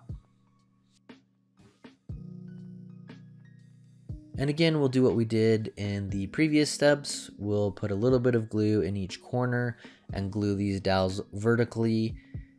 Don't be afraid. I know you might get a little overwhelmed thinking that it has to be perfect right in the middle, but I promise the hot glue does give a little bit and you can move it around. So put a little bit of glue in each corner, and then once they've dried, you can move them around and glue them in the center. If you guys are using a little bit stronger glue, it might be a little bit more difficult because I know some of those take some time to dry. One thing I've had people say is to try using a mixture of E6000 and hot glue. So let me know if you guys have used that method before, if you like using it. Maybe we'll have to start doing it, but I would definitely try that if you're looking for something that's an instant hold like the hot glue and something that will last a little bit longer like the E6000 and give it a stronger hold. Okay, so now we have the big triangle that's going to hold everything, and then the little triangle decor that's going to go in the middle, and it will hang from this chain. I grabbed 3 links from the plant hangers that you can get from Dollar Tree, and we're going to go through now and spray paint everything with this gold spray paint. For me personally, this was a really fun project to work on. I enjoy doing these kind of geometric modern designs. So let me know, guys, if you enjoy this kind of decor, let me know in the comments. I'd love to know what your thoughts are and if you'd like to see more of these in future videos. So the next part, what we want to do is take our little chain after everything's been spray painted. We'll put a little bit of glue there and then hot glue that underneath at the top, just like you can see there on this triangle. And then we're going to hot glue the bottom of the chain to the top of this other triangle geometric shape.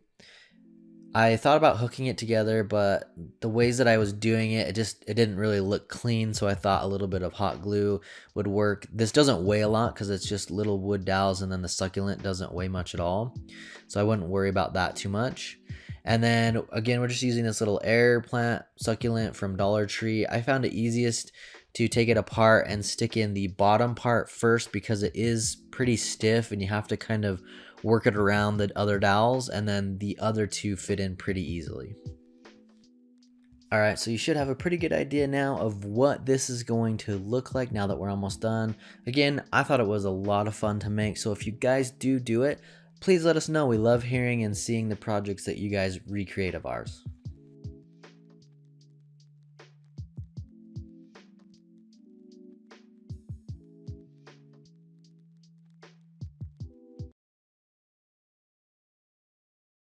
For the base of this project, you will need an extra long skewer. Make marks at 4, 8, 12, and 16 inches.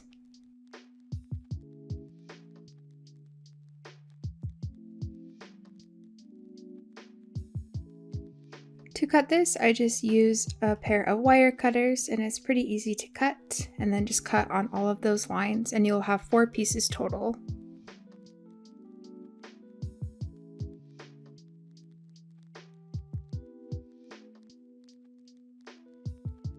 The pieces that we just cut will make up the side of the base, but now we need to cut the bottom.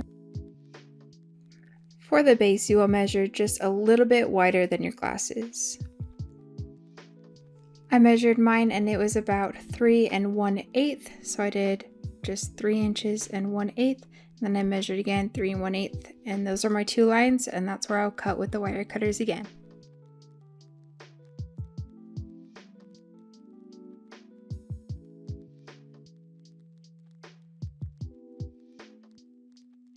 With all our pieces cut, we just need to sand the ends.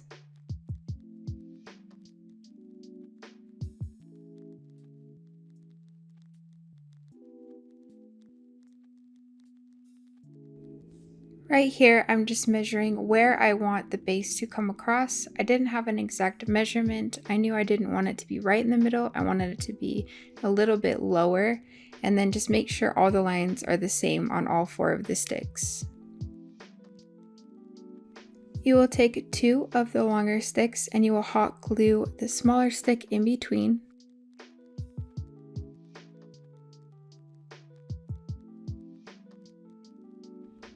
For the other one, the middle stick needs to be cut in half.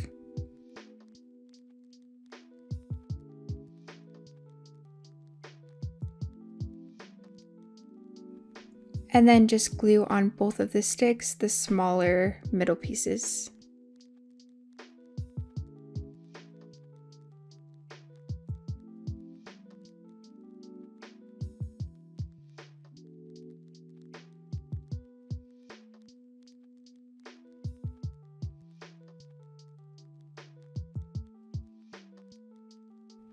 When that is dry, hot glue that middle piece to the other middle piece, and then you will do the same exact thing for the other side. The reason I did it this way is because I didn't want one of the sticks on top of the other middle piece. One, because one would have to be higher and I didn't like that look, and also the glass wouldn't be able to balance in the middle.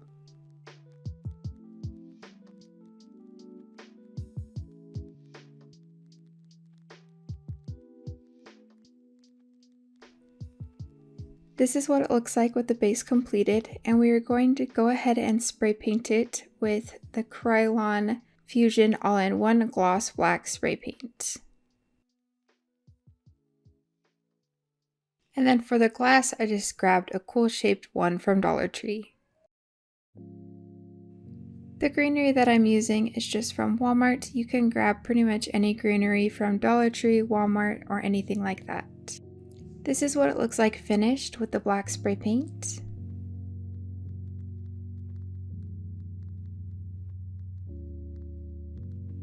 Now all you do is place the glass in the center and it is all done.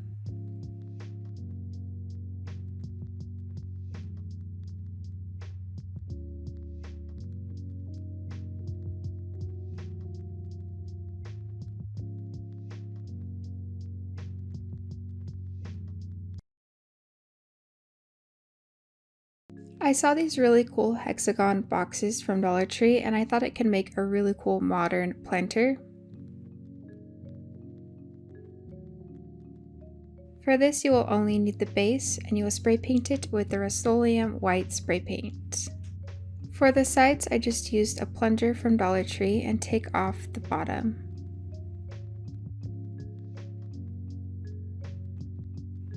Measuring from where the plunger was stuck on, you will measure at 5, 10, and 15 inches. That will make each of the stands 5 inches long.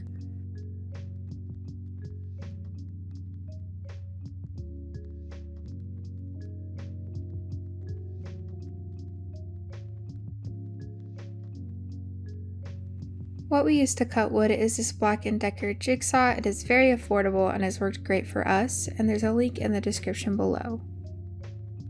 With all of the pieces cut, we will just need to sand them down. To create the part that will hold the planter, I'm using a 12-inch dowel from Dollar Tree. You will need 3 of them, and I measured them at 3 1/8.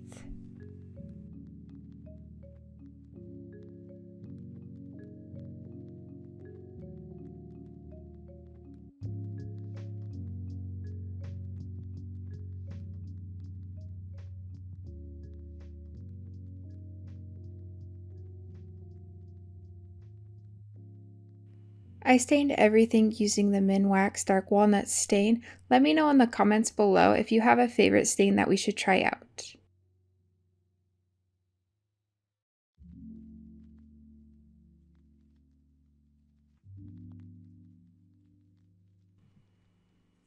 I measured about how far up I wanted the planter to go and I made a mark on all 3 of the wood pieces, and that's where I'm gluing the smaller dowels onto. You will glue them all on, sticking straight up on all 3 of the pieces. Now line them up so they are evenly spaced and do quite a bit of hot glue in the center to hold them.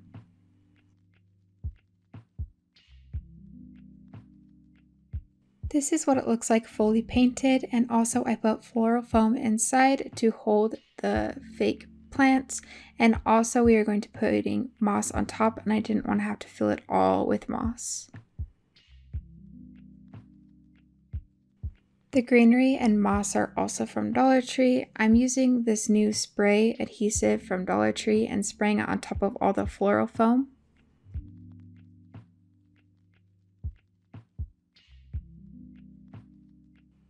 And then I'm sticking all the moss on top. I cut just a little bit of the end off and stuck the plant inside.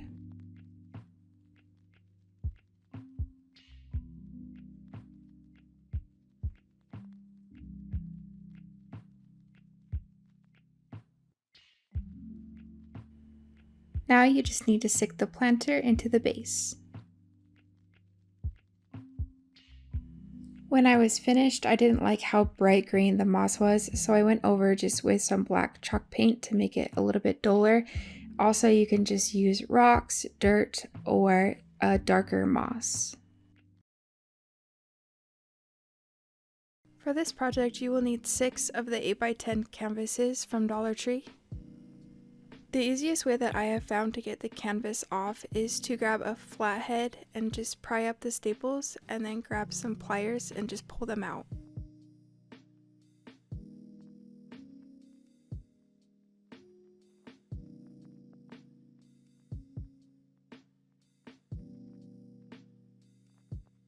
To paint the frames, I used the white Waverly chalk paint, and I did 1 coat on all 6 of the frames.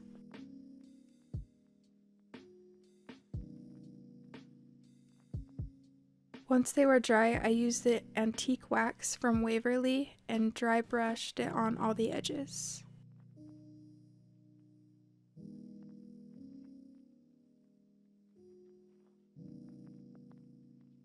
To give this the chicken wire look, you're going to use 3 of these trash bins from Dollar Tree. You'll start by cutting the top ring off.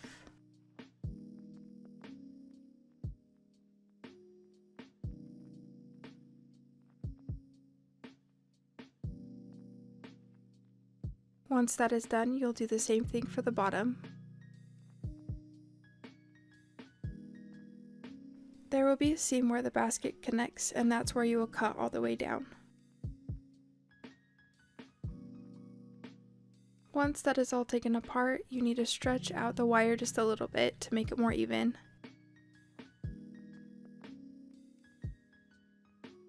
Since all the canvases are 8x10, you will cut just a little bit below 8 and a little bit below 10 for each of the pieces. Cut a few of the pieces, and then you kind of have a line that you can go off of.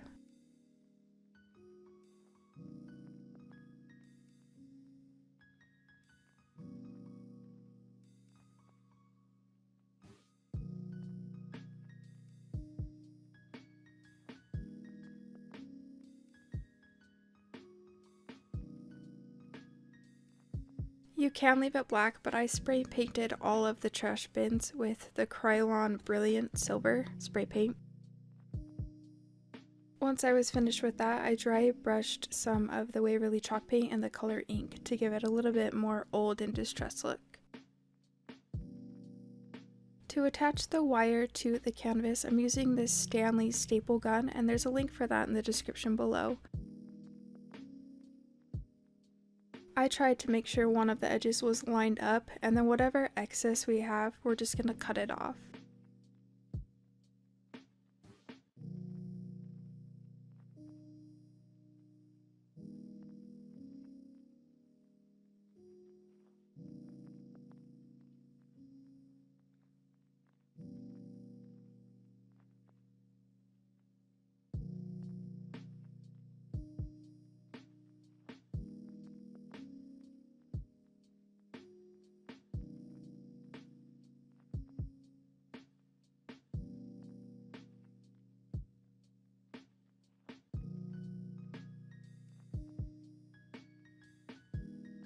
Once you have all 6 of the pieces finished, it's time to hot glue the sides and put them together.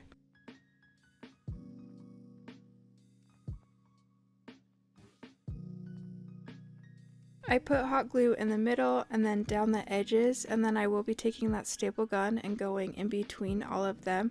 If you want this to last longer, I would use something a little bit stronger like E6000.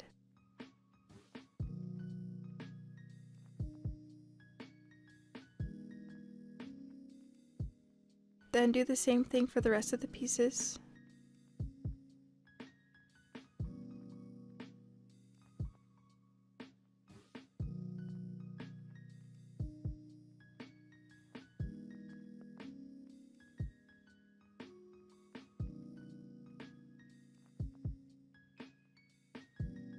Once those have dried, it's time to glue all of the big pieces together. And I'm just doing the same thing. I'm gluing down the middle and then gluing on the back and then stapling across.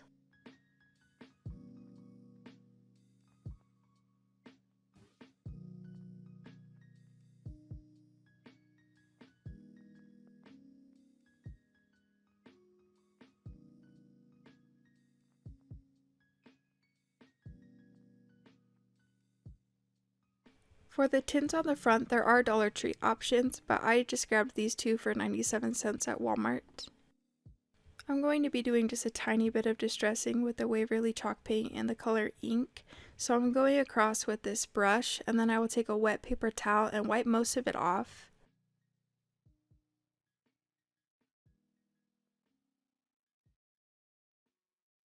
Once most of it was wiped off, I just kind of dabbed it to give it more of a textured look.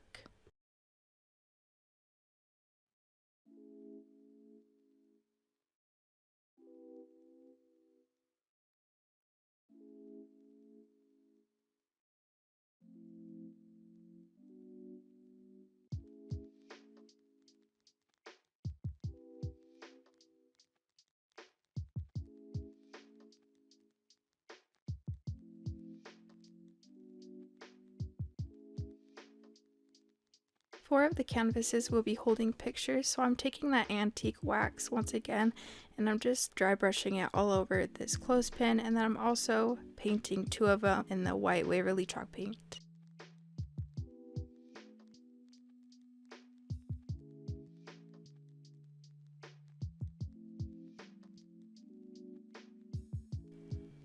To attach the tins, I'm using just a clear zip tie.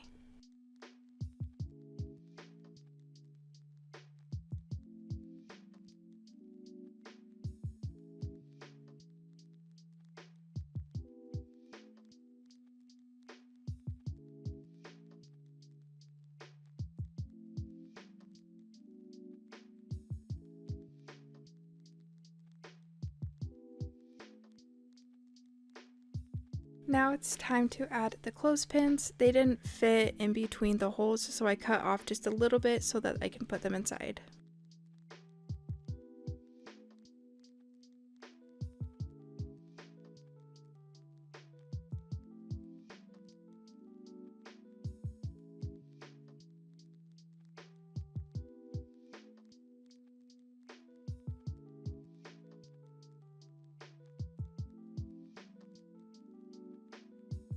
Then for the greenery, I'm using lamb's ears from Walmart and also just a little bit of white flowers as well.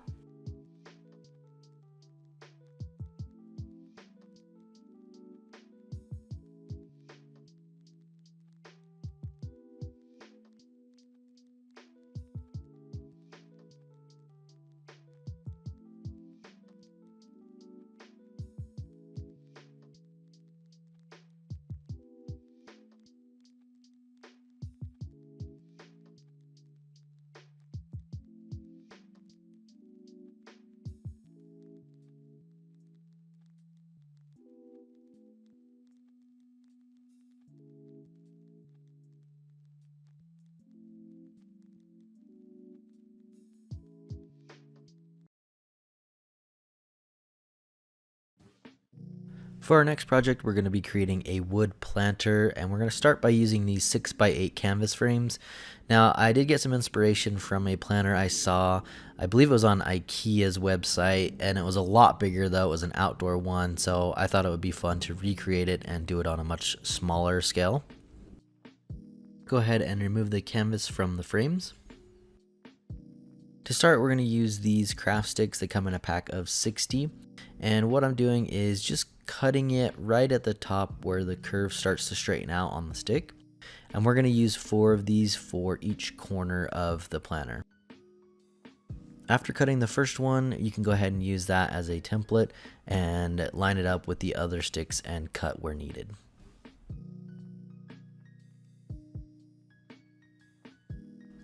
Now to cut them, all I'm using are a pair of regular scissors. These actually cut very easily, and these craft sticks are from Dollar Tree as well.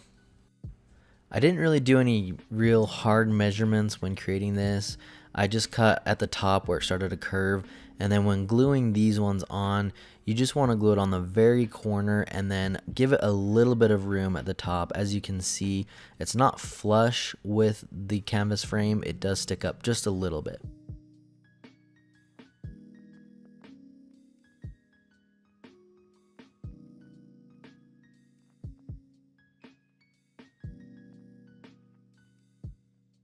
Now we want to create the base for our planter. We can go ahead and use our other canvas frame and start gluing on the craft sticks. I ended up using 8 for the base.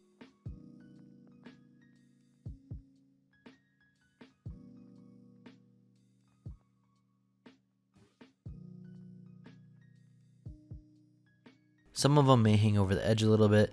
That's fine. You can go ahead and use a razor like this and cut them off. They will come off very easily.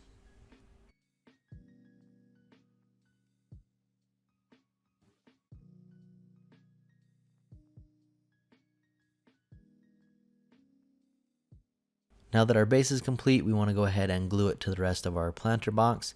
I ended up measuring 1.5 inches from the bottom and gluing there.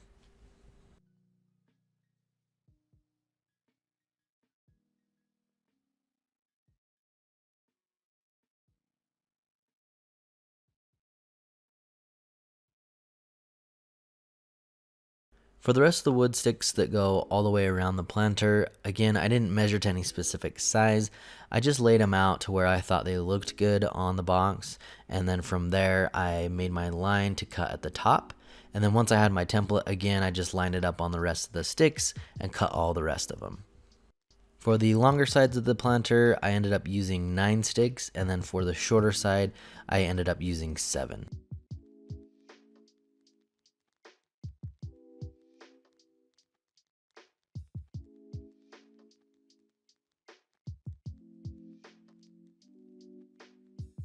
For this end piece, you want to make sure that it's lined up on the very end with the other longer sticks.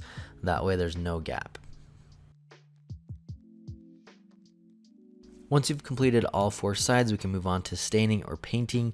We ended up using this dark walnut stain and went around the whole thing.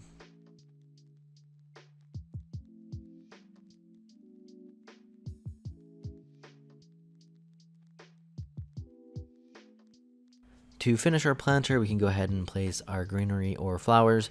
We ended up using these picks from Dollar Tree. I thought they looked really pretty. Very impressed with these actually. You can find similar ones at Walmart for just a little bit more. I ended up using 8 of these and loved how it turned out.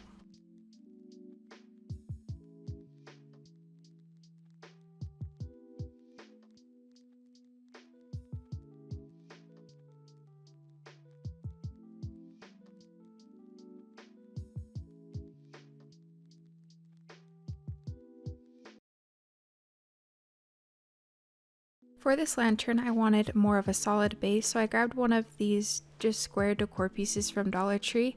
And then here I have the 12-inch dowels that I'm going to cut down to 8 inches and put them in all 4 of the corners.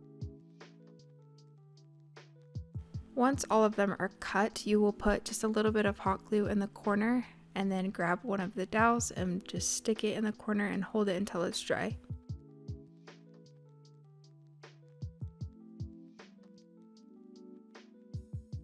Then we're going to grab 4 of the 6-inch dowels and measure the gap in between each of the dowels, and that's how long you will cut all of them. Then just add little dots of hot glue and attach it on top. The lengths in between will vary a little bit, so just put the dowel up to the edge and mark where you need to cut it and cut each individual one.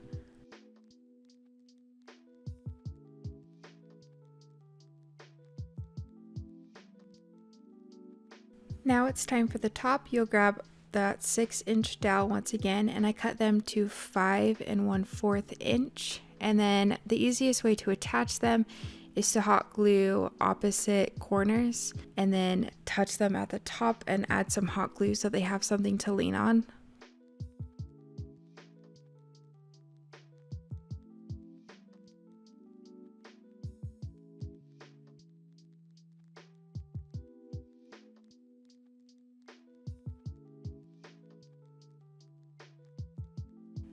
Then add the dowel to the last corner and make sure that they're all even at the top.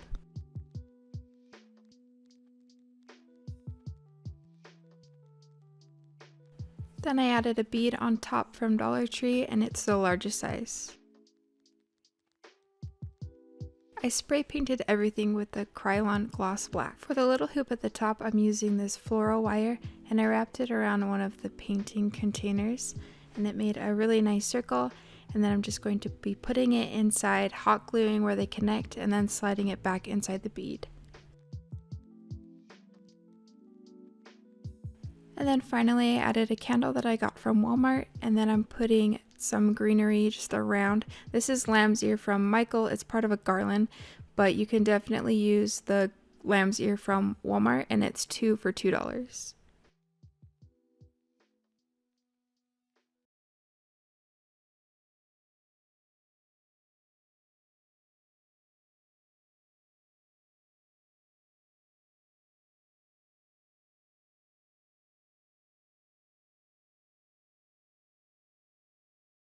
We're going to use this little kid's puzzle from Dollar Tree, and we don't need any of the little pieces. We can go ahead and get rid of those, and we're actually going to flip it over and use the back because it's a nice wood piece.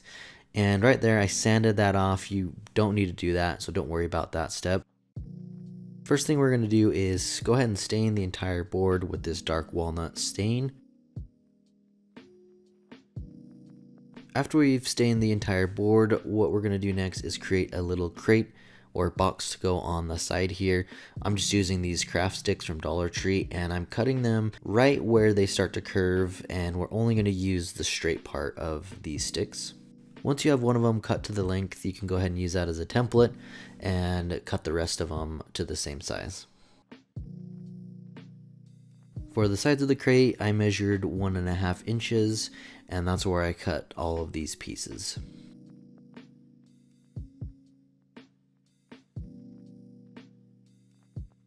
I ended up having 8 of the long pieces and 8 of the shorter pieces, and in the end I only ended up using 6 of the long pieces, and I'll kind of explain what I did to make it. To start, what we want to do is line up 4 of the long pieces, and then we're going to use one of these little tumbling tower blocks to glue on each end to give it a little bit more stability.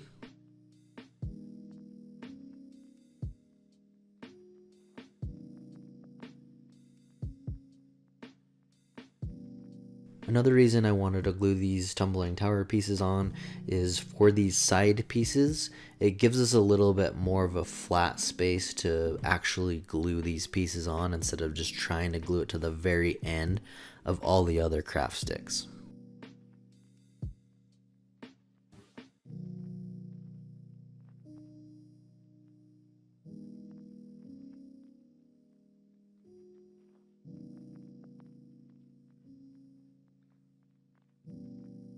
Once we've done that on both sides, we can take another tumbling tower piece and we're gonna glue it right here on the end, and I put it almost center of those side pieces. You can see right here. So we're giving a little bit of a gap on each side. And again, what that's gonna allow us to do is give us some more space to glue the next 2 pieces on. We're going to use our last 2 craft sticks of the long length to glue on the bottom of our crate. Originally I was going to do 4 in the front and 4 in the back, but then I forgot I wouldn't have a bottom, so I ended up only using 4 for the front and then 2 craft sticks for the bottom of the crate. And once again, to make it a little bit easier to glue our crate onto the actual wood board, I'm gluing a tumbling tower block on each side here, and then I'll put some glue on each of those tumbling tower blocks and gluing it onto the board.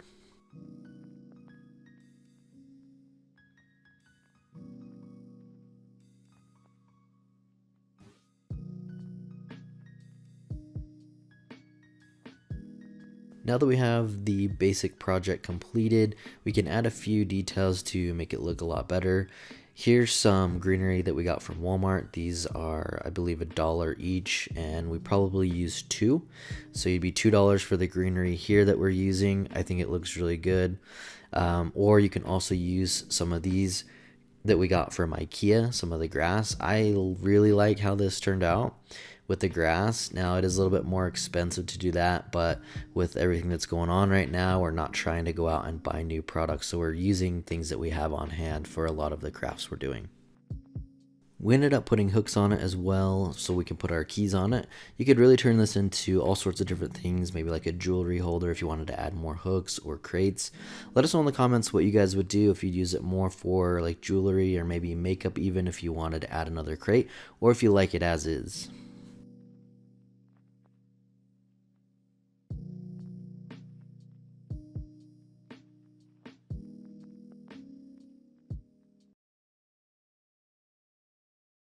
To start this project, we will grab 2 tins from Dollar Tree. The writing is really cute for other projects, but for this one I didn't want it on there, so I just grabbed 100% acetone and took off all the lettering. Just dressed it with the Waverly chalk paint in the color ink and mineral. So here I'm taking a sponge and going over the whole entire thing with the mineral chalk paint, and then I will go in later with the ink and go around all the edges.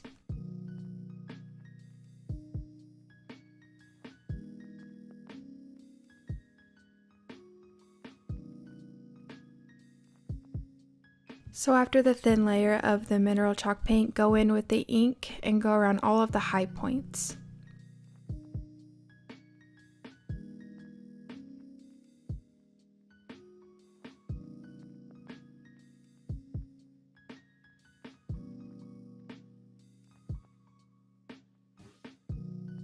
This is it all finished. I've just got this greenery from IKEA. You can use Dollar Tree greenery. This is just what we had on hand. So now we are going to build the actual hanging mechanism for these plants. So I grabbed 2 of these wooden stakes. They're in the yard sale section at Walmart.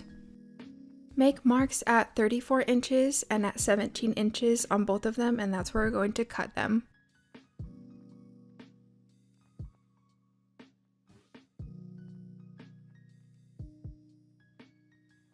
What we use to cut all of our wood is this Black & Decker jigsaw, and there's a link in the description for that below. For the part that we'll actually use to hang the plants on is a plunger from Dollar Tree, and we are cutting off just the very bottom where the plunger twists on. And then go ahead and sand all your edges. And then I stained everything using the Minwax Dark Walnut stain.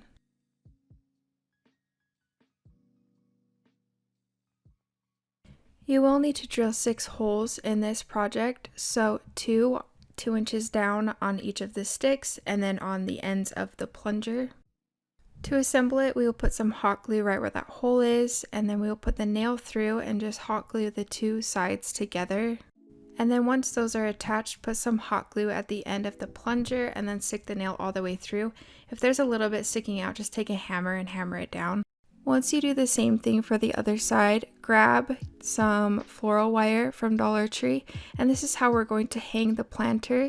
After cutting them, I spray painted them black just so they weren't that gold color, and then you're going to wrap it over the top and wrap it around both of the handles.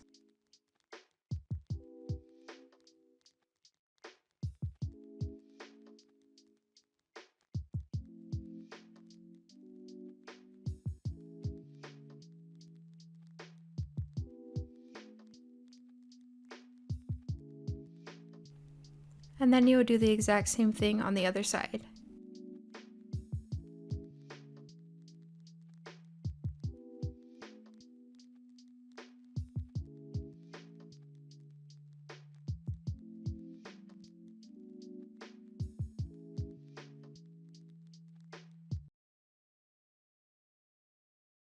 We're going to start with these little puzzle pieces from Dollar Tree and go ahead and remove all the pieces. We aren't going to need any of them.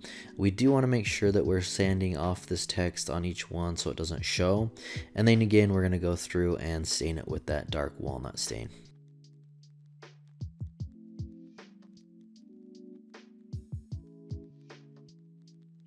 Once we've stained all of our pieces, we can start gluing them together.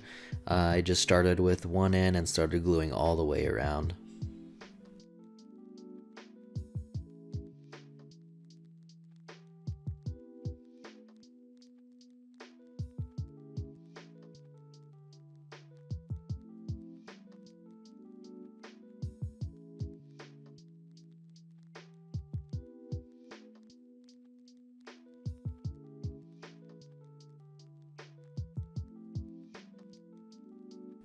Next part is to complete the pole, and I thought it'd be a good idea to just take one of these little balls from Dollar Tree and cut it into a quarter. And so what we want to do is cut it in half to begin with, and then take that half and cut that in half, which will give us a quarter of the ball. And then I think it looks just like a pole that you would find on a lot of drawers nowadays. And next part is to give it a nice coat of this charcoal Rust-Oleum chalk paint. While we're waiting for the paint to dry on our pole, we can create the base of our drawer by just using some of this foam board from Dollar Tree. I just lined it up and traced along the bottom to give us a square to go inside. And then to give us something to lay that square piece on, I'm just gluing some of these little square pieces from Dollar Tree at the very bottom. And then that way we can slide that foam piece down to the very bottom, and it will have something to rest on without just going all the way through.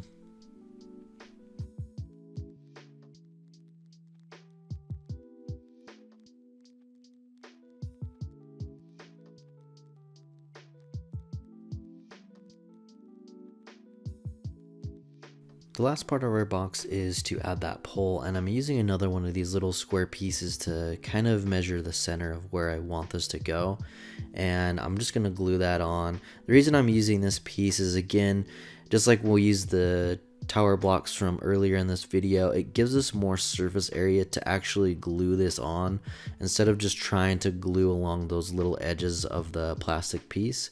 And I think if you guys do this, it'll make it a lot easier for you to get that done.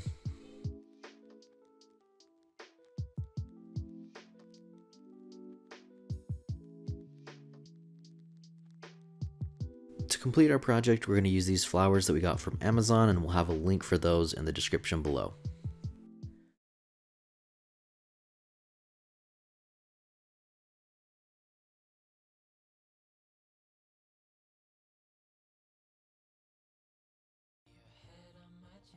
For this project, we're going to be using this wire basket and this light from Dollar Tree, and we're going to be creating a little table lamp. And it's a really simple project, but I think in the end looks absolutely beautiful and high end.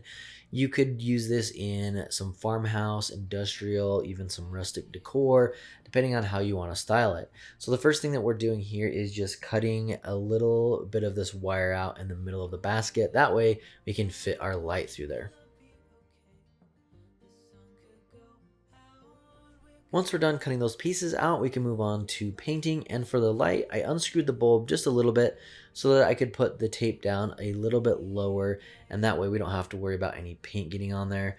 And then for the rest of the light bulb, I just used some tinfoil to wrap it up. That seemed to work really well. You could also use a plastic bag to tape around there. However, the ones with the actual zipper on those Ziploc bags just don't work very well because it's so stiff.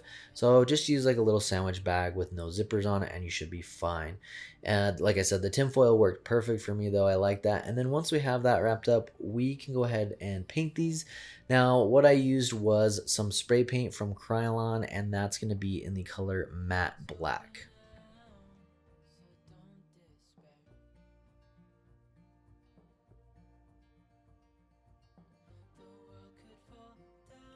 And just to show you guys here, when I wrapped this, I wrapped it a little bit too low. So there was a little bit of the orange or gold coloring that was showing, as you can see right there. So when you wrap it, just be careful to keep an eye out for that. It was easy though. I just rewrapped it and painted that part. So next we're going to be using one of these little craft boxes from Dollar Tree, and I'm just taking a ruler and going from corner to corner so that I can get a center mark. And then we're going to go ahead and drill a hole so that our light can be accessed on the bottom part here. And for mine, I didn't have a bit that was big enough for the entire light. So if you do have one, I would recommend using that so that you can replace the batteries, or you could cut out a little bit of the section so that you can access the batteries. The way I did it, you could only turn the light on and off. So you would have to take that off if you needed to change the batteries. And then right here for the stain, I'm using this early American stain from Minwax. I'm going to go ahead and stain the whole box.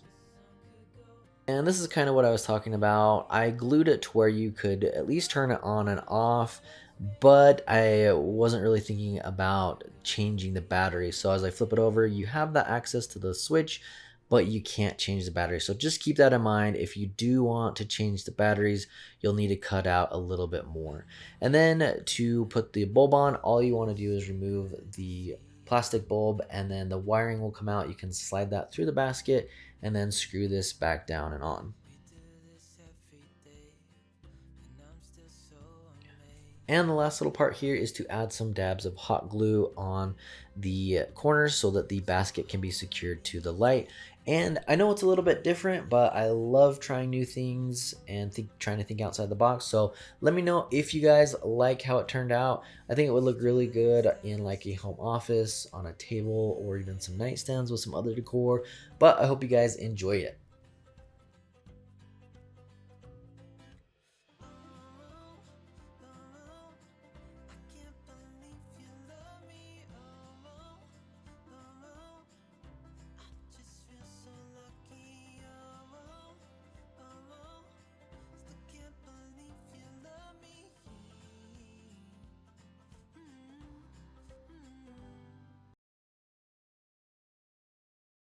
We're going to start out with a pack of these rectangle wood pieces from Dollar Tree, and they come with 6 in a pack.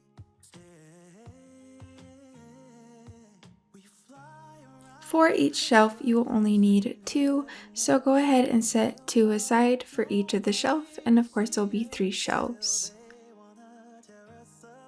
To make the shelf, what we're going to do is just glue the ends together, and then once the ends are glued together, we're going to flip it around, and just to make it more stable, we're going to hot glue a little piece of, it's a craft stick from Dollar Tree, and right at the seam we're just going to hot glue it just to give it more stability and make sure it doesn't just come apart. I decided to put it all together first before staining it because I had a few comments last video and several videos before that people were having a hard time gluing things together after things were stained. So definitely try doing this first before staining it and see if that helps. I noticed that this did work for me just fine, but we haven't always had the issue with staining things not working. So then go ahead and do this with the 2 other shelves.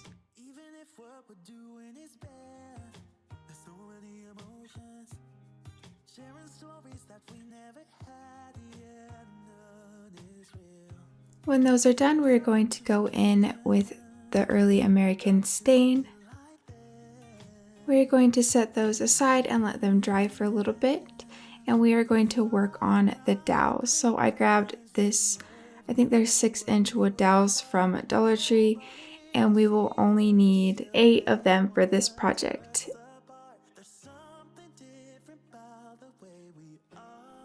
And then I painted all of them with the Waverly chalk paint in the color ink. And then I'm also going to be painting in the same ink color these long skewers, also from Dollar Tree. When you paint them, don't paint the very ends. You'll want to make sure that you just have a really good bond on all the edges. And so what I did was just on all of the corners, I am putting one of the dowels.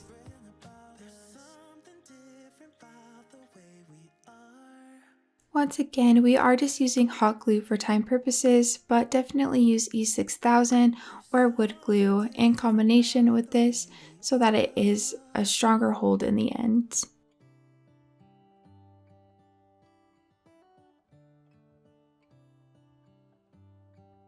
Once you have those on all 4 corners, it's time to add the next shelf. So the easiest way that I found was to flip everything over and then to add hot glue at the bottom of the shelf and then add the top of the dowels to it and then do the same on the other side. When you use hot glue, it does bend pretty easy still, so you don't have an issue with it being too stiff. So they do bend pretty easy, so you can kind of manipulate where they go.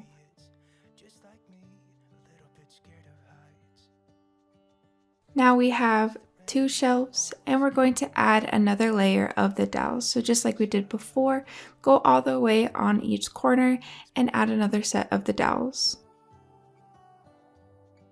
Try and line them up as perfectly as you can with the bottom layer so it does look like there's just one straight dowel going from the bottom all the way to the top.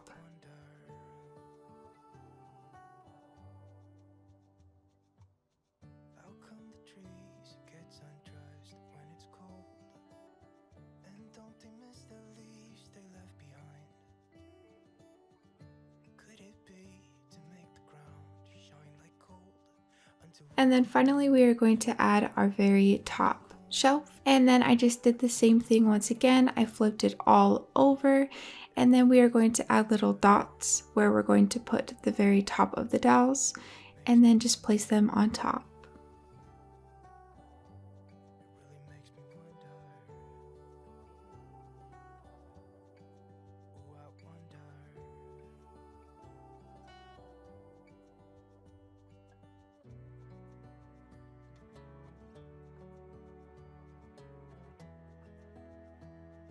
Now that this shelf is complete, we are going to add the X in the back, and to do that we are going to grab the long skewers.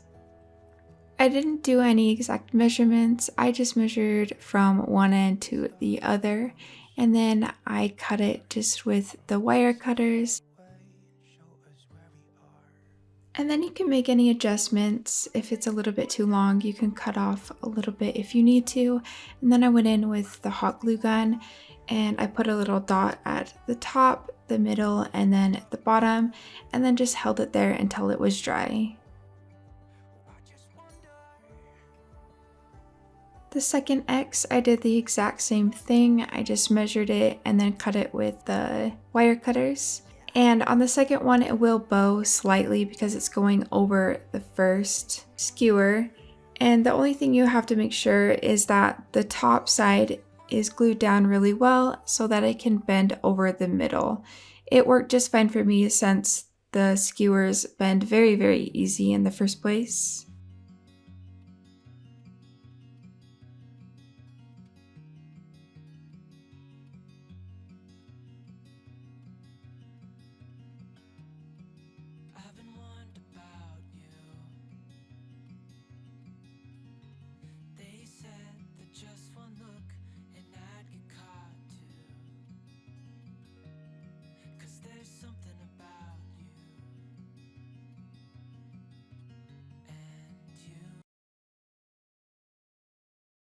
For this project, I just grabbed 2 of these gold baskets from Dollar Tree. I've noticed that they've kind of released a ton of these gold baskets. I was looking for them a lot a few months ago, and then of course they dump all of them out now. And then we are going to grab one of these rectangle wood pieces from Dollar Tree and then a square one.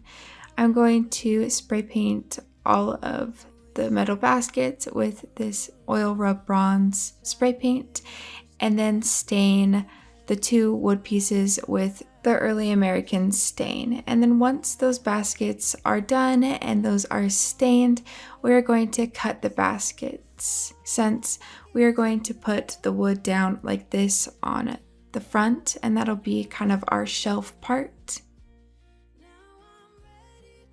So on the very bottom one, you do not want to cut all the way to the back. You want to leave that very bottom one so that the wood has a place to sit, and I'll show you right here. So you see that there's that very, very bottom layer that it can rest on. And then we're only going to leave the very, very back grid so that it just kind of has a cute decorative purpose. The easiest way is just to cut all of the wire first and then try and cut it very close after you get the bulk of the wire off.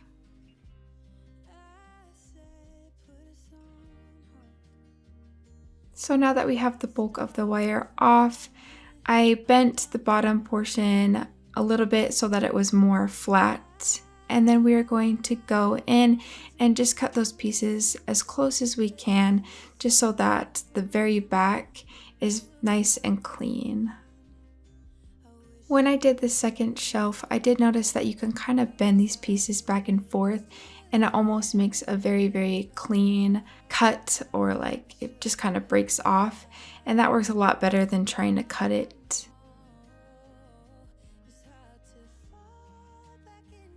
This is what it should look like after everything is cut. I realize now that you probably should have just cut everything first and then spray painted it. So now we are going to put the wood piece on, and to attach any wood to metal like this, what we found is that it's a lot easier to flip it over and just hot glue the wood like this and just kind of put it on top. Just load it up, you won't see it anyways, and once again you can use E6000 in combination with the hot glue, or you can use wood glue, kind of whatever works for you. We just use this hot glue for time purposes. And then I spray painted 2 normal size skewers with the oil rope bronze spray paint. Now we are going to work on that second shelf. For this second one, you will not need to cut the bottom like we did before. You will just want to cut around it. So as you see here, you would just want to cut around it and then just leave the whole backing like we did before. Just like I said at the first one, just cut the bulk of the metal off and then go in and make it look nice.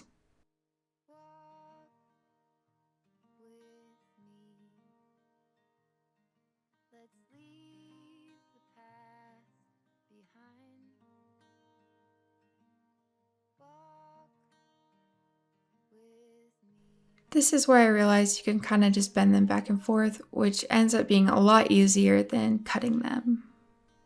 So when that looks all nice and clean, we are going to do the same thing like we did before. Just make sure that the wood piece is centered and just hot glue all of the contact points from the metal to the wood and make sure that's secured. This part doesn't really give it any stability. I just thought it looked really nice. So with the skewer, we are going to just put it on the side. I didn't do any measurements once again, but I just put it on the side from the corner of the top to the corner of the bottom of the wood, and then cut it with the wire cutters. And then I'm just adding a tiny bit of hot glue and then putting it from one end to the other. Then I flipped it around and used another skewer, and then I did the exact same thing, measured from one end to the other, and then cut it with the wire cutters and then hot glued it.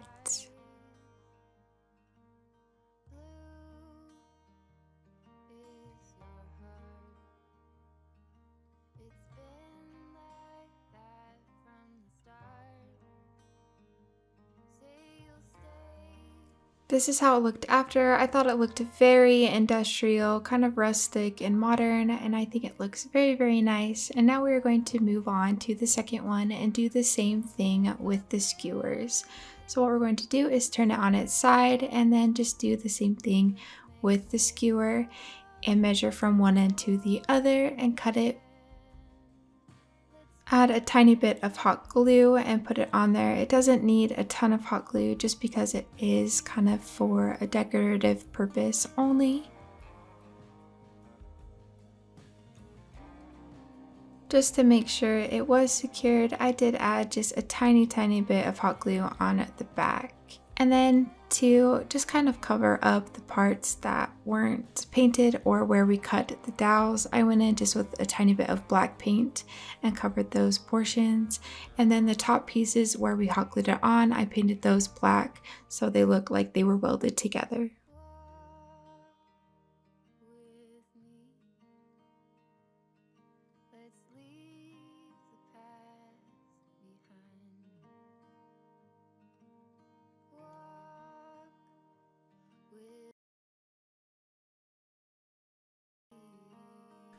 For this project, we're going to be making a little table lamp, and we're going to use one of these Dollar Tree craft boxes. You only need the lid, so go ahead and save the bottom part for another craft. And then what we're going to be using is these craft sticks from Dollar Tree. I would just grab a couple packs depending on how big or how many of these lamps you want to make.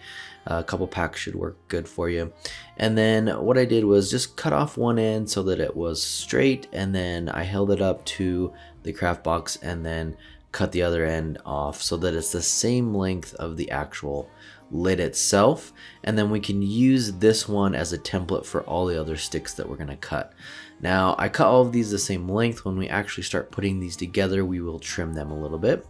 And then I'm going to use 4 of these 12-inch dowels from Dollar Tree and go ahead and spray paint those with the matte black, or if you have just a black chalk paint or acrylic paint, that will work just fine as well. Once we have our dowels painted, we can go ahead and glue these into each corner. I'm just using some hot glue. It should work just fine for this project. We're not really going to have much weight or anything going on with these, so if you guys want to use the hot glue for this, it should be fine. As always though, you're more than welcome to use something stronger for a longer lasting hold. And then when gluing these in, I just put a little bit of glue at the bottom and then run it up the side, and then I'm going to go ahead and stick the dowel as close and tight into that corner as possible so that these are all as uniform as we can get them.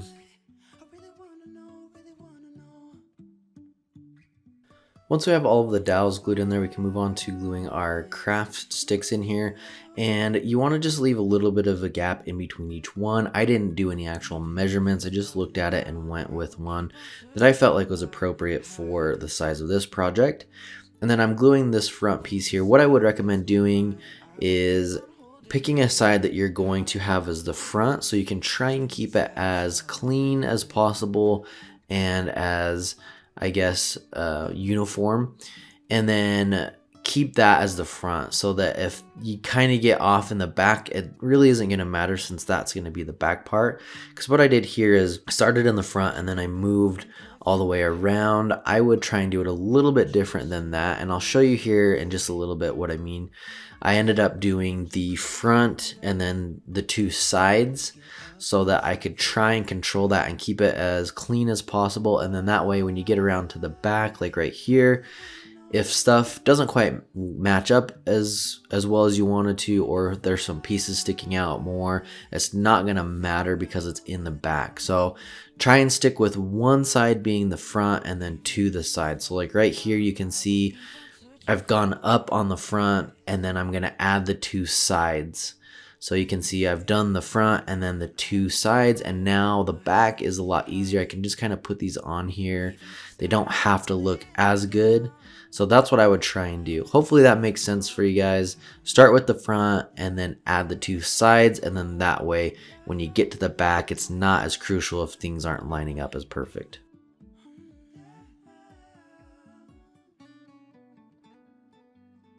Once you have all of the craft sticks glued around the whole thing and all the way to the top, you can either leave it as is, or if you need to trim a little bit, you can do that. Mine had a little bit of the dowel sticking up, so I just took some wire cutters and went ahead and cut the extra off of there so that it's flush with the top of this.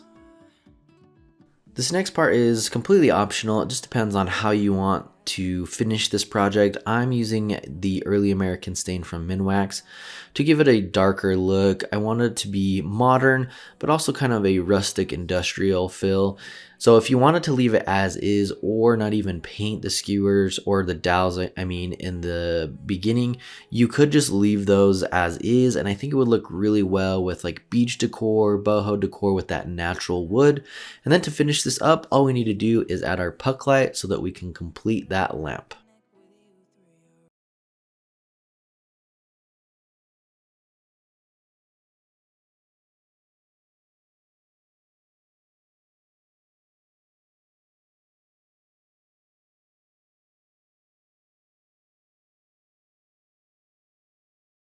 For this project, you will need 6 of these little pallets from Dollar Tree. What I decided to do was put 2 of them together, so I'm going to be running hot glue in the middle and then adding 1 of these popsicle sticks and putting it in the middle just for more stability. The hot glue worked perfectly fine for me. in this project, and it holds all the weight that I would want on here. So just some like decorative plants and picture frames, candles, that kind of thing.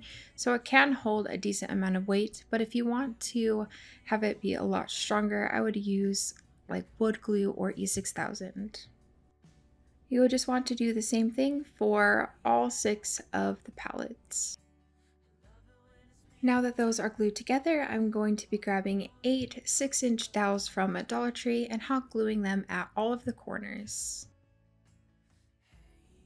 This is going to make it so we can put another level on top of the pallets. So you will glue them on each of the corners, just wait for it to dry, and then here in a minute we will be flipping it over so that we can glue the other side to the bottom of the other pallets. This is what it should look like when you are done with the first one, and then you will flip over the other pallet and flip over this one so everything's upside down, and then you will put hot glue on the bottom one and then put all the dowels on top. Just make sure that they are kind of in the same place on all of the corners. Now we have the first 2 levels complete, and we will be just adding the third one. So for the third one, you will do what we did with the first one and add the 6-inch dowels to all of the corners on top. And then here in a second, we will flip it over just like the other ones and hot glue it onto the bottom. So just like I said, we will flip it over and then add hot glue in all of those corners. Just make sure everything is upside down when you do this. You can leave it the natural color like this, but I wanted a little bit more modern farmhouse look, so I'm going in with this min wax stain. It is in the color Early American. This is what it looks like after it is stained, and I think it came out very, very pretty. You can just leave it like this, but I kind of wanted this metal look on all of the sides, so I'm going to be using this poster board that we got from Dollar Tree. I'm going to just be using the blue color that we had on hand. You can make this as big or as small as you want, but I made mine about 1.5 inches. I marked the paper all the way up, and then I just connected all of the lines and I just cut it with a pair of scissors. And then I'm going to be using the one that I cut out first as a template for 3 other ones. So we will have 4 total for all 4 of the corners.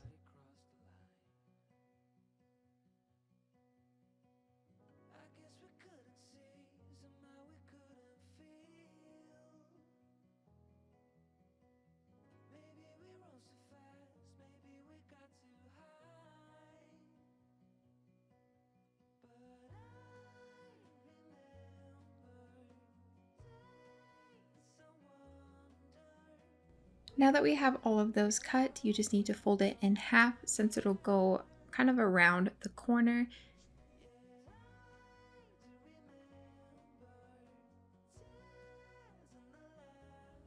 Then line it up with the corners and draw a line at the top so that you can cut it.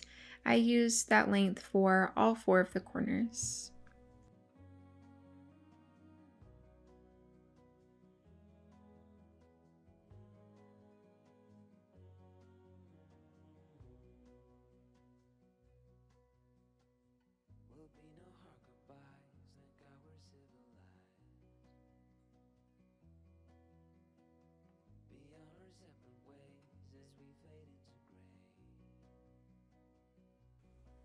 Then I spray painted all of them with the matte black from Krylon. Now it's time to hot glue it on. Just add a little bit of hot glue on all of the little pallets, and then you will just put the paper on top.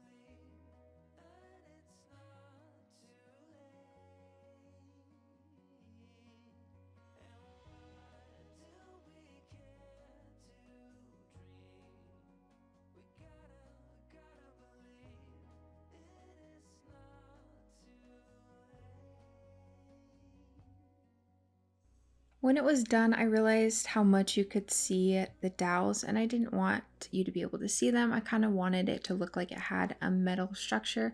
So I just went in with some ink chalk paint from Waverly and painted all of the dowels. Now you can see all of the dowels blend seamlessly with the paper.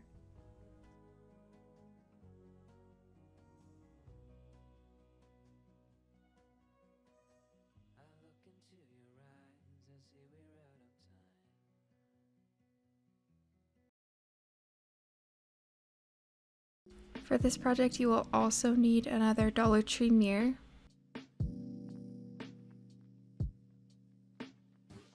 And then once again, just scrape off the lettering using some Windex and a razor.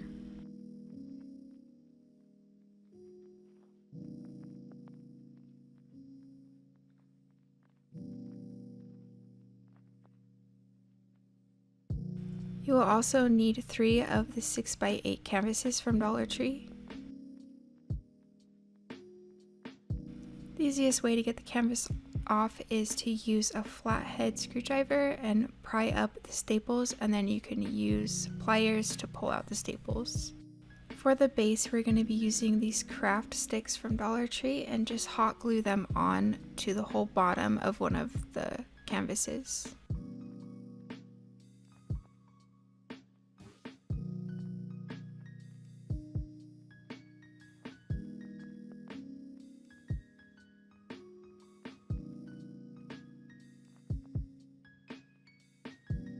If there's a little bit left over on the sides, you'll want to grab just a razor and cut it.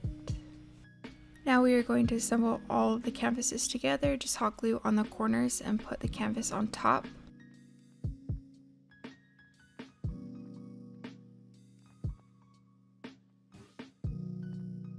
Then you'll do that once again with the third canvas.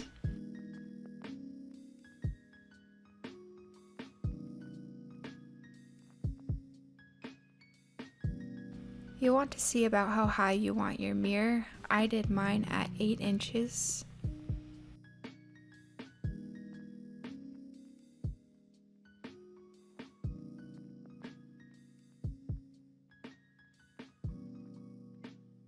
You will not want to hot glue them in right now like I am, because you want to take them out to spray paint them. So here I did hot glue them in, and then I'm hot gluing the top to give it the triangle look.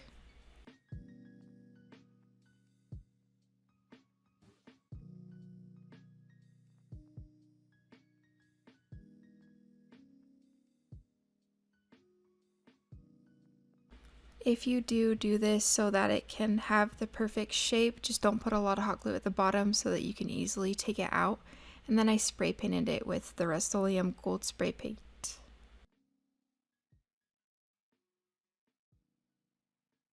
Once they are dry, go ahead and hot glue them in.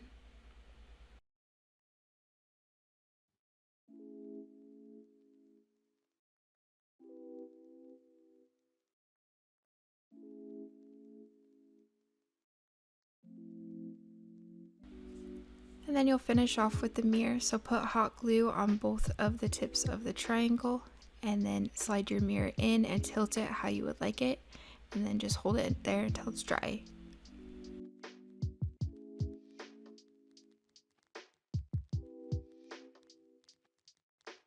I was going to hot glue some of the beads from Dollar Tree on. I spray painted them gold, but I liked how this looked a lot better, just a lot more clean.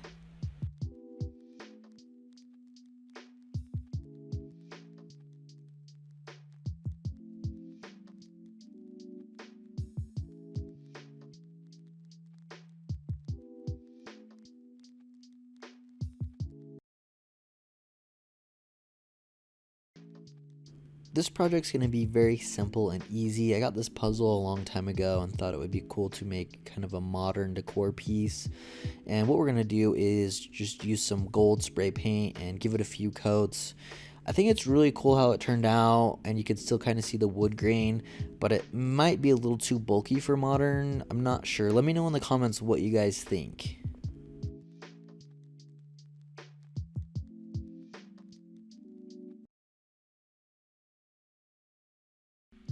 For this shelf, you will need the extra long skewers from Dollar Tree, and you will grab 4 of them for the structure and go ahead and cut off the tips of all of them.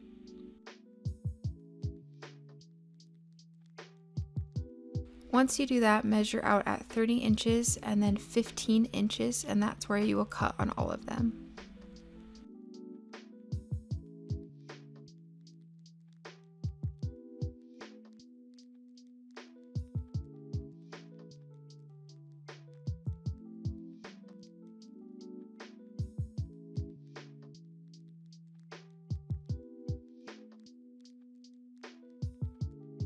Now that those are cut, you will also need 6-inch wooden dowels from Dollar Tree.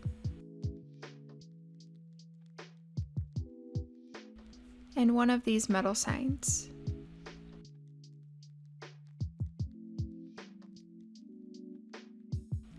They will need to be glued in a triangle shape, so I just grabbed the metal signs so I knew where I needed them to meet, and then I put some hot glue. If you decide to do this, please use a combination of hot glue and E6000 just so that everything will hold together. You will need to repeat this for 4 triangles. With one of the triangles laying down, grab one of the 6-inch dowels and put that on top, and then you will grab another 6-inch dowel, put it at the bottom of the triangle, and then another one and put it at the other end.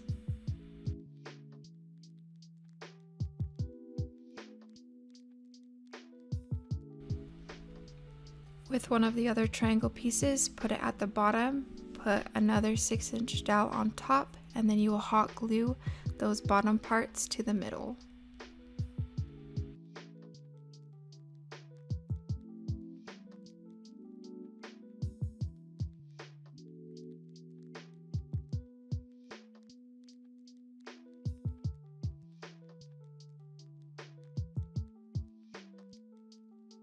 Then I hot glued the middle sign.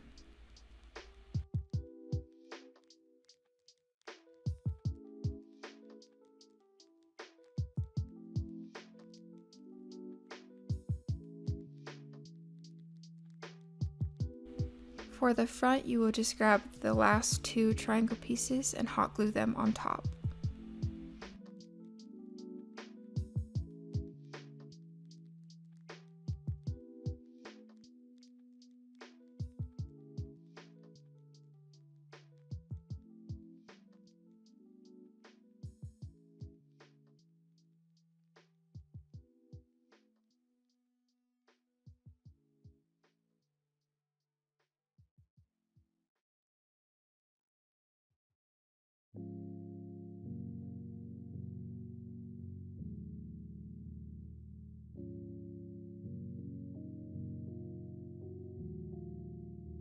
Then I sprayed everything with 2 coats of the Rust-Oleum Gold spray paint. When I was finished, I realized it was a little bit too flimsy, so I added another dowel to the front and to the back, and then crafting sticks on the bottom to reinforce the center. You will for sure want to add these dowels too for structure purposes. If you want anything at all to be held on top of the shelf, you need to add these. You'll want to glue these in a triangle type pattern just like everything else to give it the structure that it needs. And what I'm doing here, you will do to the other side as well. And then once you are done, just go back in with the gold spray paint once again.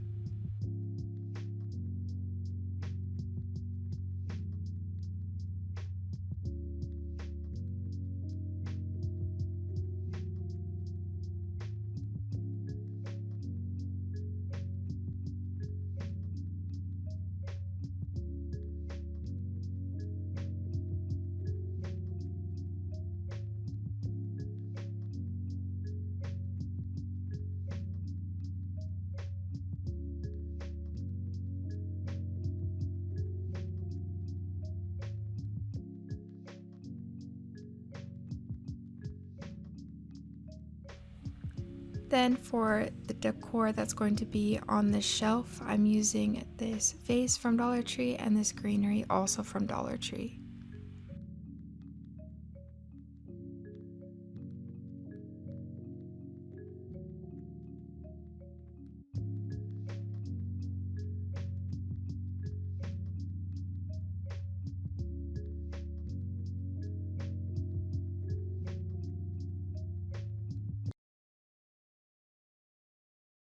For this project, I started out with 2 packs of these wood planks from Dollar Tree. What I did was just laid them out how I wanted them to go, so I put 4 down on one side and 4 down on the other. If you had like a scrap piece of wood, that would work perfect for this project. I did feel like 1 pack just wasn't enough, so for the second pack I only used 2 for just the top.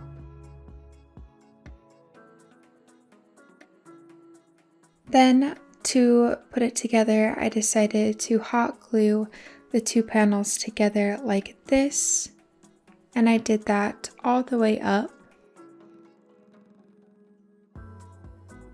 The hot glue does work great for me for this project. You can use wood glue though, that would probably work great. You don't need to use E6000 for this. That would be just a little bit too strong of a hold. I just don't think it's necessary, but you can use it if you would like.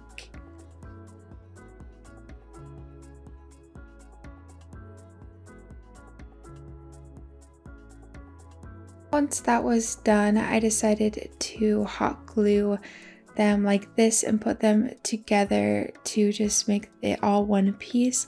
But this is not the best way to put it together. You'll see here in a minute, I decided to flip it over and use little, they're called craft sticks at Dollar Tree, and put it all together. That's how I would do it if you were going to put this together. The hot gluing, it just makes it really messy in between. You see a big long line. When you're doing the other sides, you don't really see it, but when you're doing the big long line, you see quite a bit of hot glue. Also, I would put them horizontally and then do some vertically. I don't know why I did them all vertically. So I would just do that. It makes it really, really secure. In the end, it was very secure. It worked perfect for this project. There are small gaps, but you don't really see them. So just keep going along with the popsicle sticks, and then at the top I did have to just cut the popsicle stick just to make it fit. Like I said though, it really does work perfect. There's no issues that I had. And then I went over in the areas just on the back and added a tiny bit of hot glue. Now we have one solid piece, or if you're just starting here with your spare piece of wood, go ahead and stain it with this early American stain. And then I'm going to be using this vase filler. I got it from Ross for $6, and I thought it would be really cute to make a heart out of this. I've seen some similar things on Pinterest, or we have a company, I don't know if you've seen it, I think they were on Shark Tank, but it was just a local company here in Utah called EcoFlower. I think they've changed their name now, but they did all sorts of wood flower designs kind of like this, and I thought they were super cute. So it kind of gives the same look for a lot cheaper price. So I just made a heart shape, and then I just started gluing them all on in the little heart template. That's all I did. It was a really fun project. I just got to turn on some music and just sit there and glue them all on. It was really peaceful and fun. I definitely would recommend doing this project.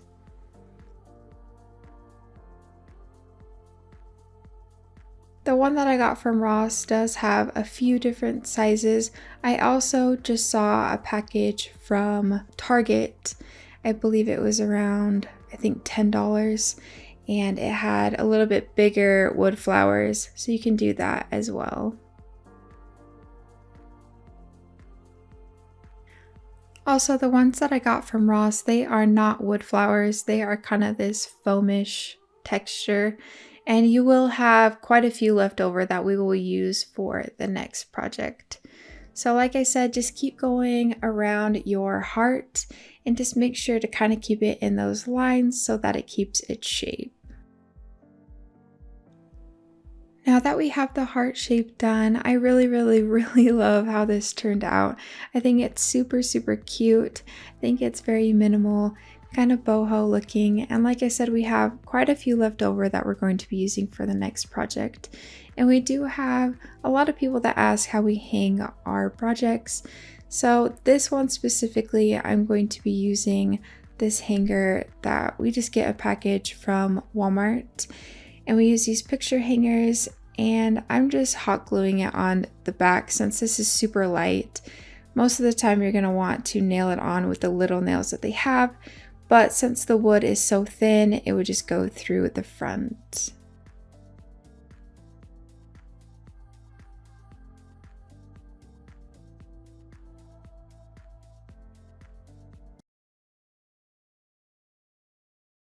For this project, I'm going to be using these skewers from Dollar Tree. I originally wanted to use the extra long skewers, but I couldn't find any at my local store. So I guess we have to wait just a few more weeks or even months for that. But I just grabbed a bunch of them. I've used this pack a lot of times, so I don't know exactly how many I grabbed. But then I used wire cutters and just cut all the tips off of each of them.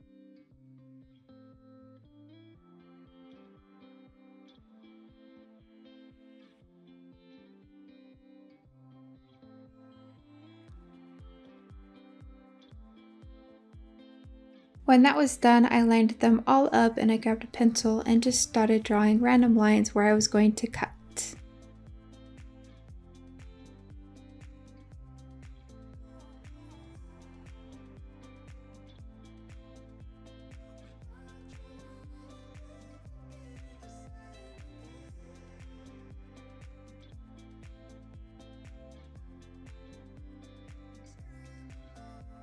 Then again with the wire cutters, I just cut on each of the pieces, and I did keep them in order so that when we put it back together, it's super easy.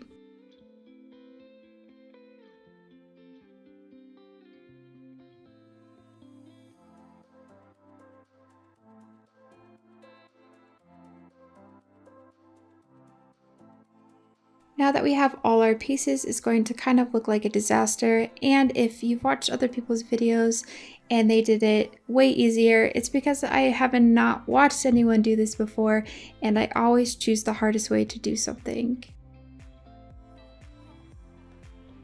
So make sure the one side is completely even, and then I grabbed a piece of tape just so that they all stayed in the same line so that I could go in with this stain. Once again, I'm using the Early American stain. We get it from Walmart. We love it. We use it for everything, as you guys know.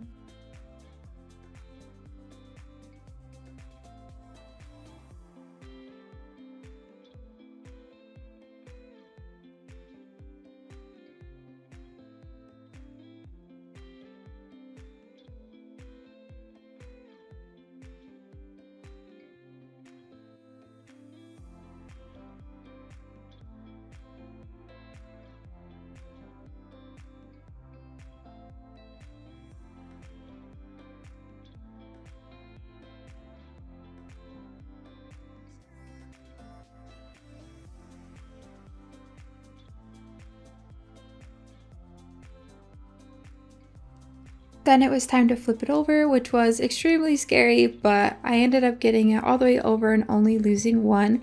So I placed that back, I believe, in the right place, and then I stained the whole back, which ended up being the front in the end.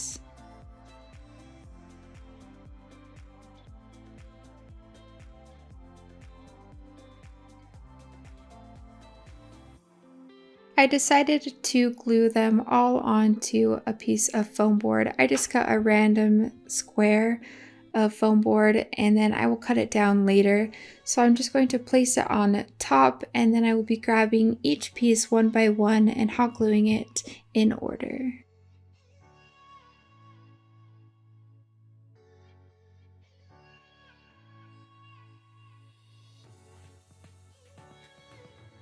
This is a tedious process, but I think it came out really cute. I think it would look a little bit better if you used the extra long skewers that Dollar Tree carries.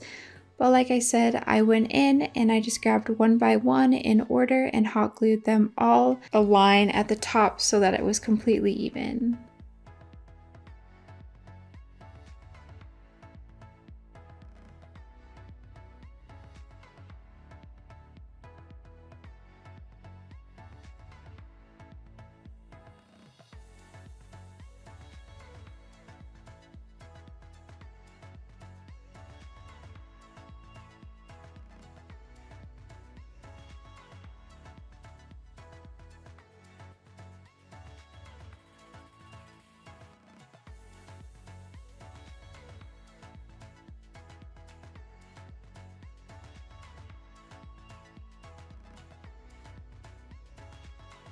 When I finished the top row, I decided I wanted to cut the side just so that it was easier to maneuver. You can do this before or after it's finished, it doesn't matter too much.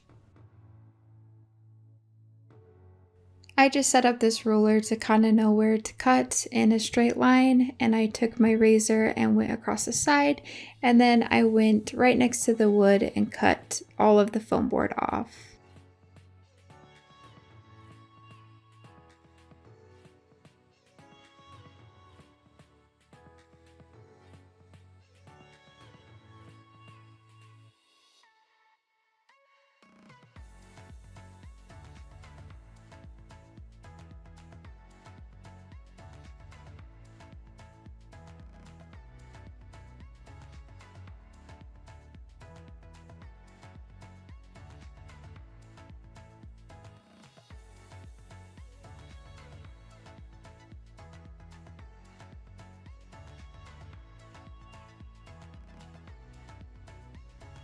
And then all you have to do is add the bottom section. So it's easiest to add a dot at the top and a dot at the bottom on the actual stick, and then place it where it needs to go. This should be a breeze since you have all your pieces in line. If you didn't do that though, you're going to have a very interesting puzzle to figure out.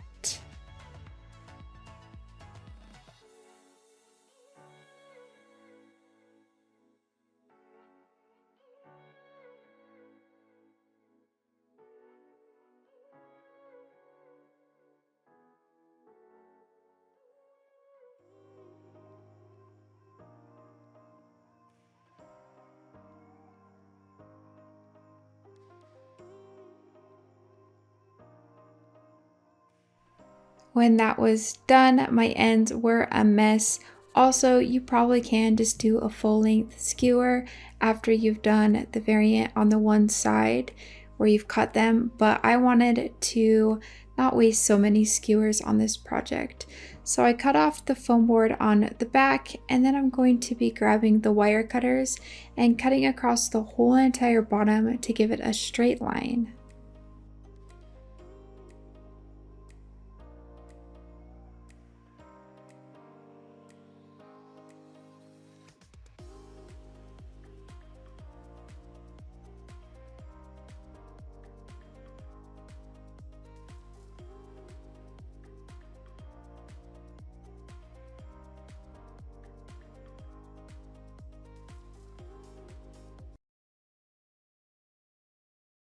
Grab this hexagon box from Dollar Tree, and if you can't find any of those, this can definitely work with one of the circle boxes that they have all year round. What I'm going to be doing is cutting the very top off so that it's just left with the outside of the shape. And then for the other box, you'll just leave the lid just how it is. So you'll only be doing this to one of the lids. This is what it looks like after it is separated from the top, and then we're going to go ahead and just sand down these sides slightly just so that they look a lot cleaner and they aren't so messy.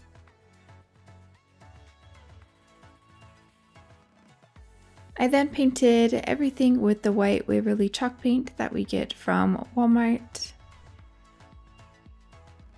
All you will need to paint is the other lid from the other box and then the one that we cut.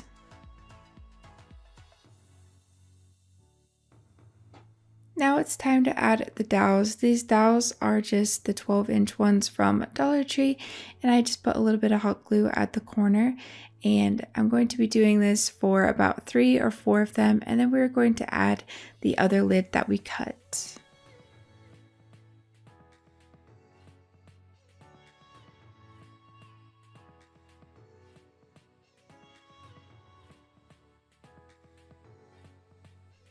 Now that the top lid has something to hold on to, I'm going to put a little bit of hot glue at the very top and lay the lid on top the same way that the other hexagon is on the bottom.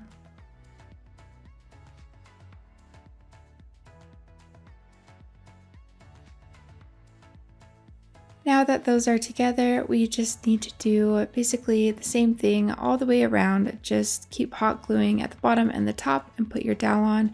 Just make sure that they're kind of separated about the same distance just so that it looks really nice. I did try and put some on the other side so that it didn't kind of warp. I don't think this is necessary. It was fine even if you don't do it on the other side. I would just work your way all the way around the whole entire shape.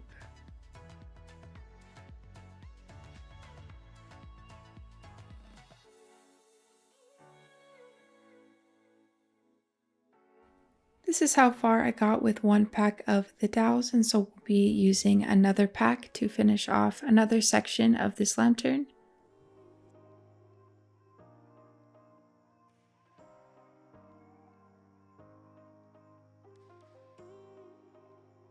If you're using a different shape, you probably won't need as many dowels. Also, it depends on how far apart you space them. If it's closer together, you'll need more dowels. If it's farther apart, you won't need as many. So this is now my third pack of dowels.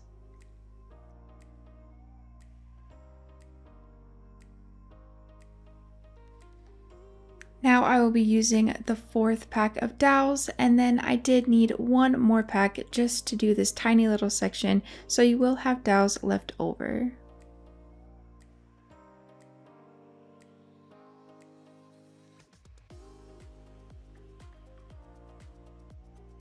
When I was finished, I felt like it needed a handle, so I just grabbed this leather that we got forever ago from I think either Michael's or Hobby Lobby. Always try and get 50% off there.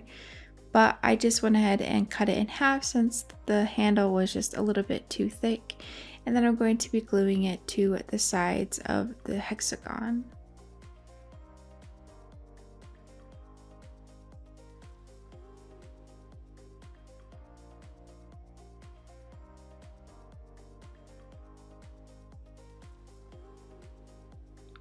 To decorate it, I just put one larger candle and one smaller candle inside. You can do a lot of different things with this cute lantern. You can even leave it empty, but just remember, since they are candles, don't light it if there's anything in the way of the flame.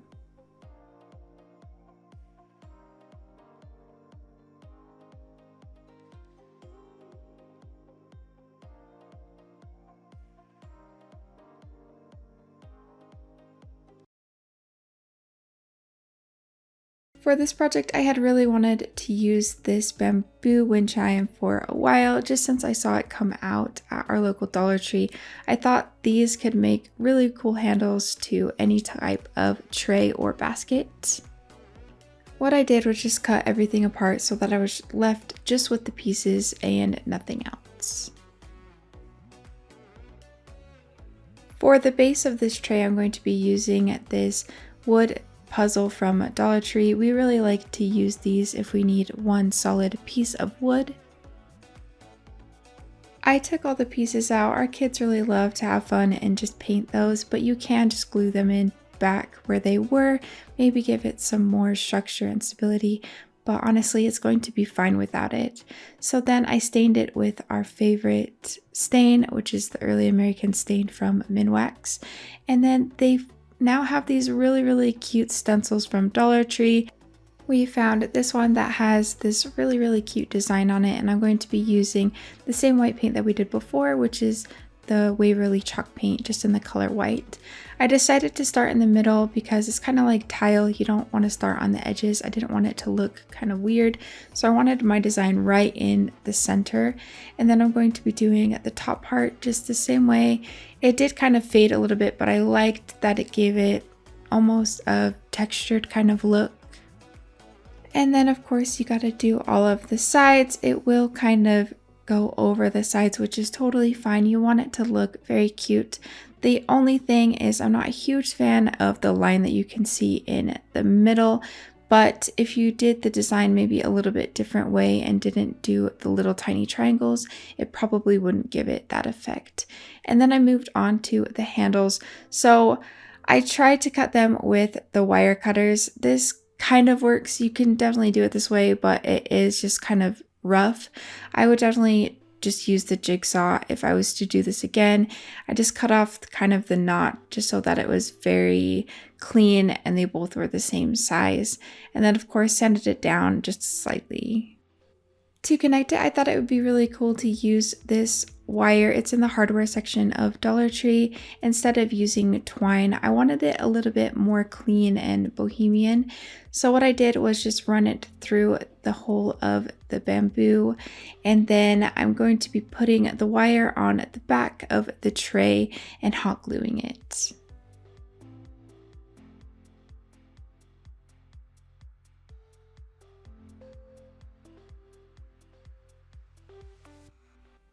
So basically I just placed the wire on the back and then kind of bent the handle forward how tall I wanted it.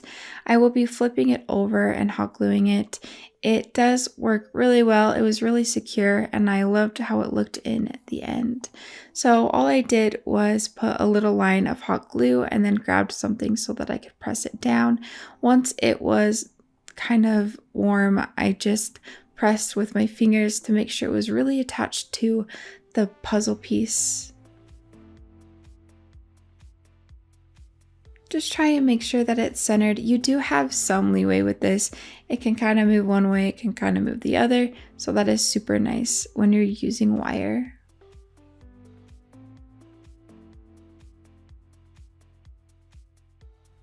Then just to clean it up, even though you won't see it, I just cut off the extra wire pieces. And this is how the handle came out. I think it came out really, really cute and I love the way that it looks. Then I just duplicated the same thing on the other side. Make sure that they're both center and they're the same height.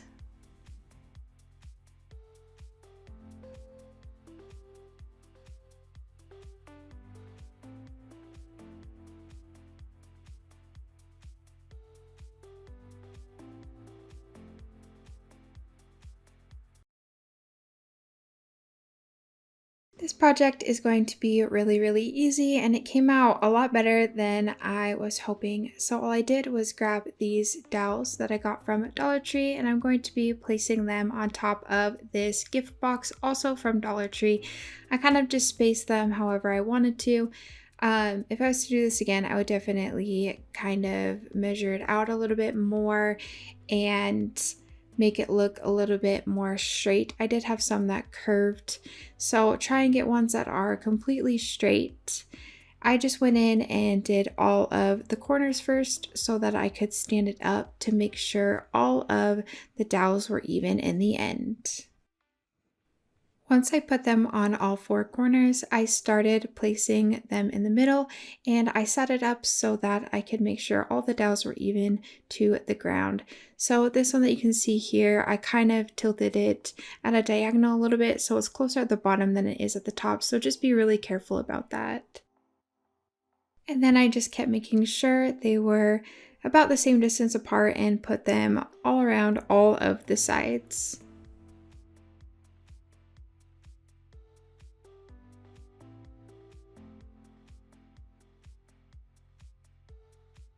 If you are ever wondering the supplies that we used, how many, or things like that, you can look in the description below.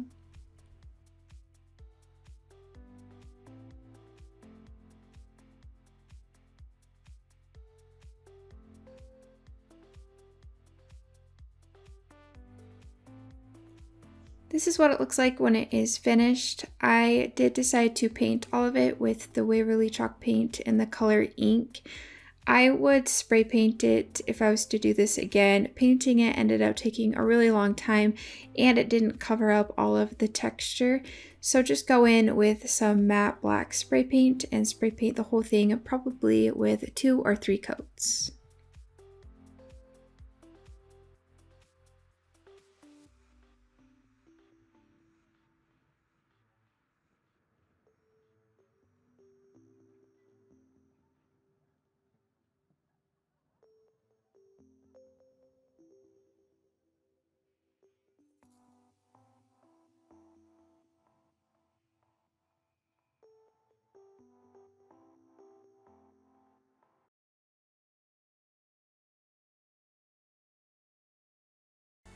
For this project, we're going to be creating kind of an industrial shelf, and this is one of my favorite projects using Dollar Tree items, so hopefully you guys like it as well.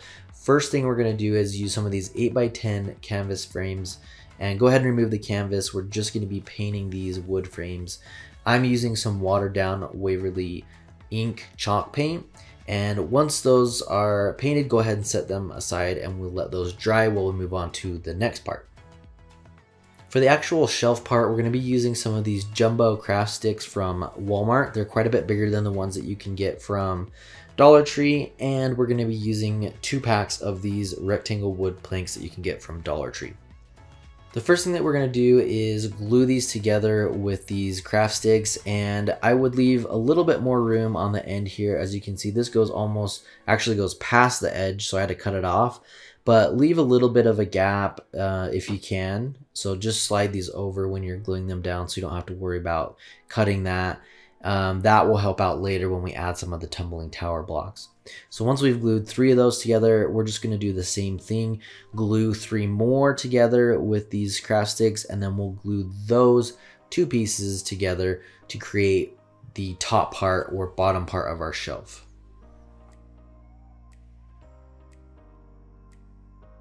And as you can see right here on the second one, I actually glued these craft sticks over quite a bit more. So on the end there, you can see there's a gap between the craft stick and the edge of the wood plank.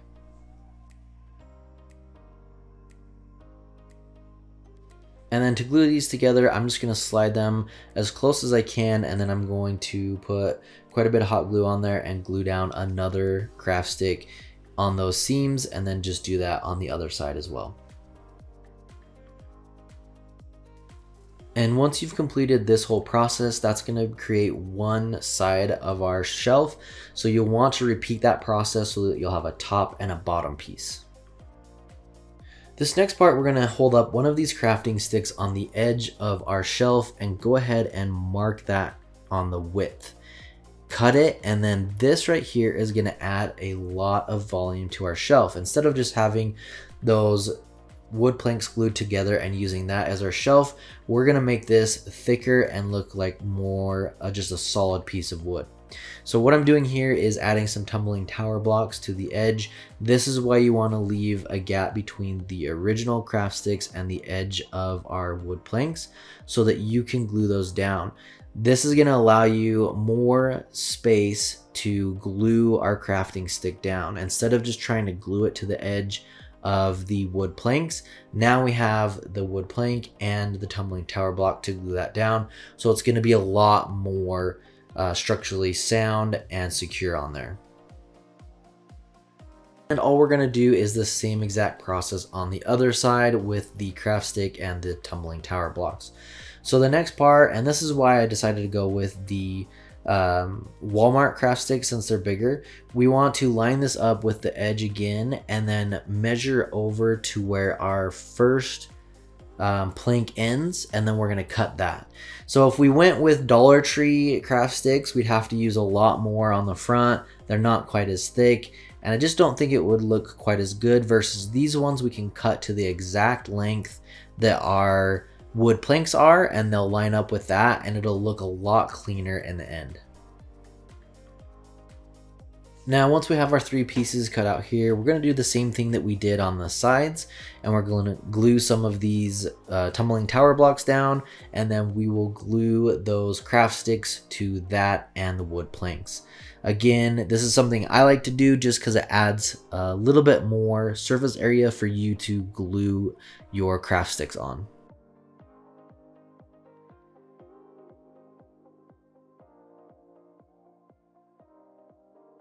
So when I originally glued these down, I put 2 tumbling tower blocks on each plank, and then I glued the craft sticks down.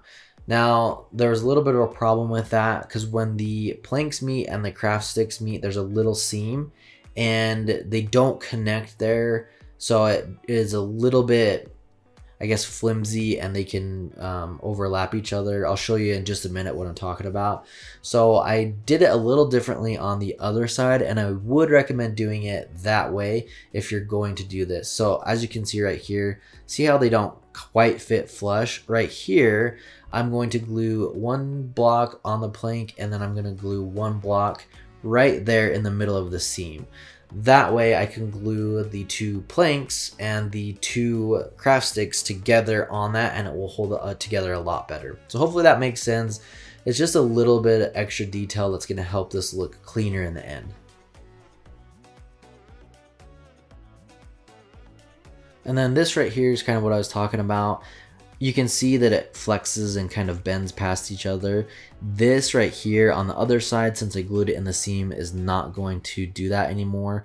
Since I can glue that down, those are going to fit a lot better together.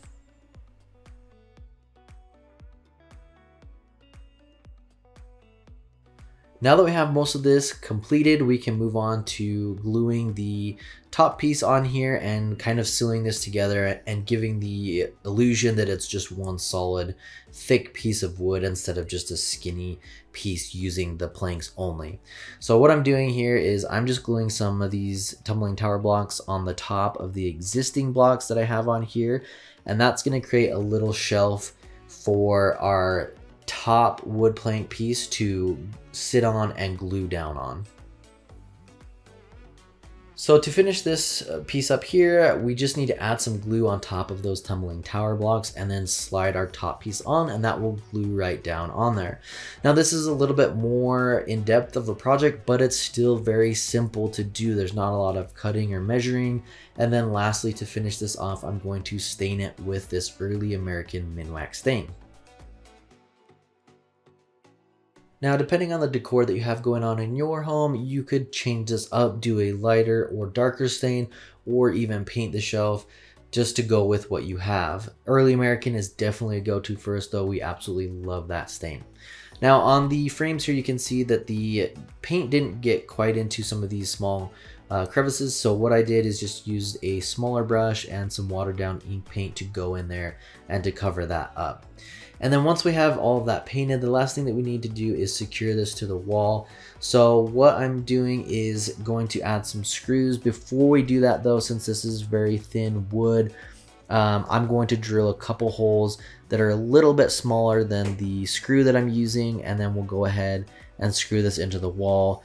I just kind of eyeballed here on the top and bottom, put a couple holes, and then we can screw that in. If you want to do actual measurements, you definitely can, but this is a very simple way to get this secured onto the wall.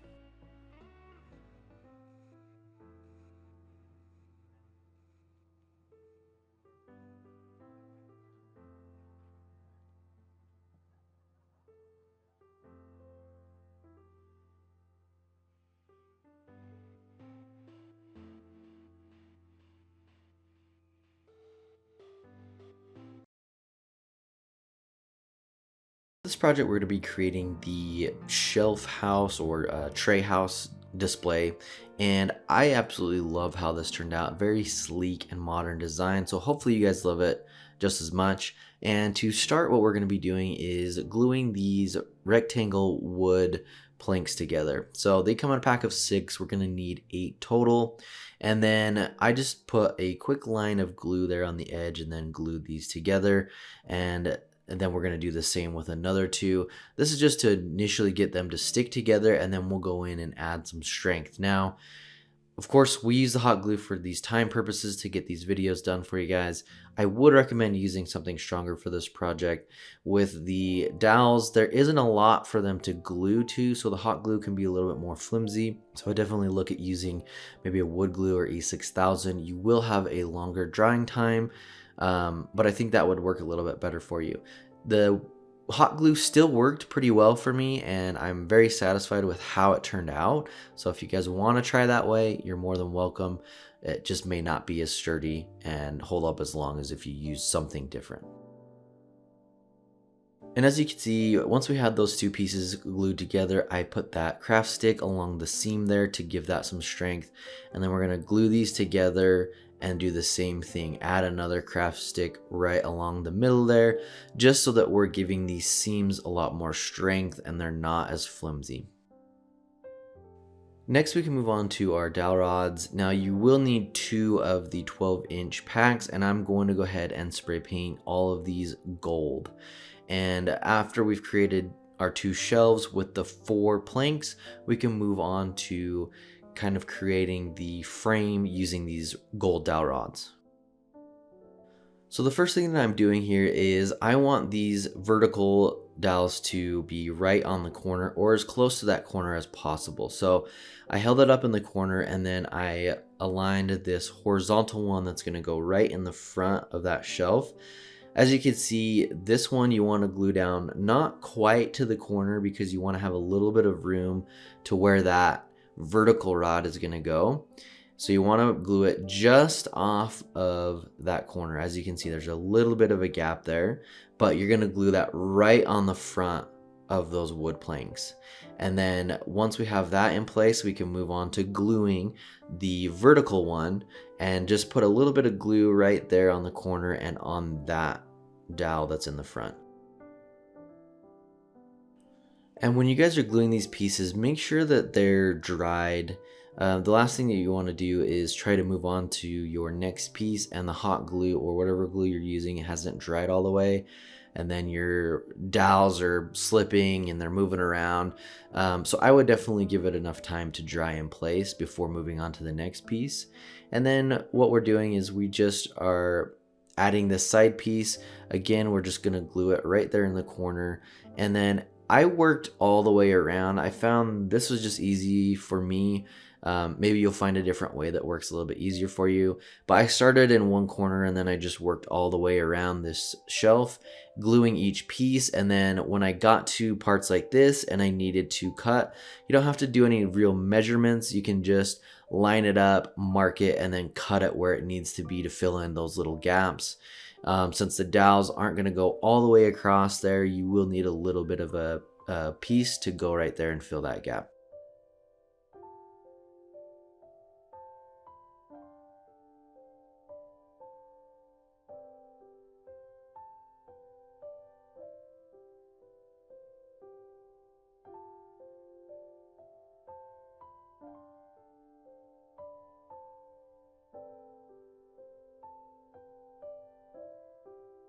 And when you're cutting these pieces to fit in these certain lengths here, I would always try to cut it a little bit longer than what you think.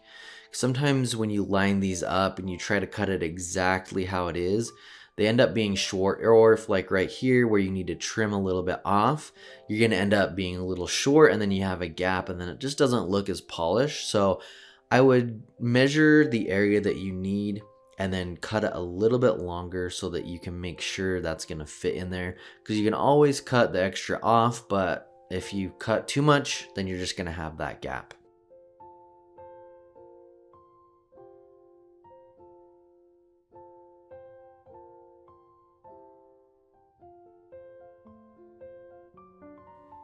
So now that we have the bottom shelf and the 4 dowels coming up, we can move on to our second shelf. And I found that these Krylon spray cans worked really well for this. I ended up using 4 of them, 1 in each corner. And the reason I use them is they hold up this second shelf for you so you don't have to worry about trying to hold that up while you're gluing or anything. I felt like it was a good distance between the bottom shelf and the top shelf, and it keeps it just nice and sturdy for you. So if you want to recreate this and you've got some spray cans, that's what I would do. I think it will look really good this way when you're done, and it will give you that assistance to hold that shelf up for you.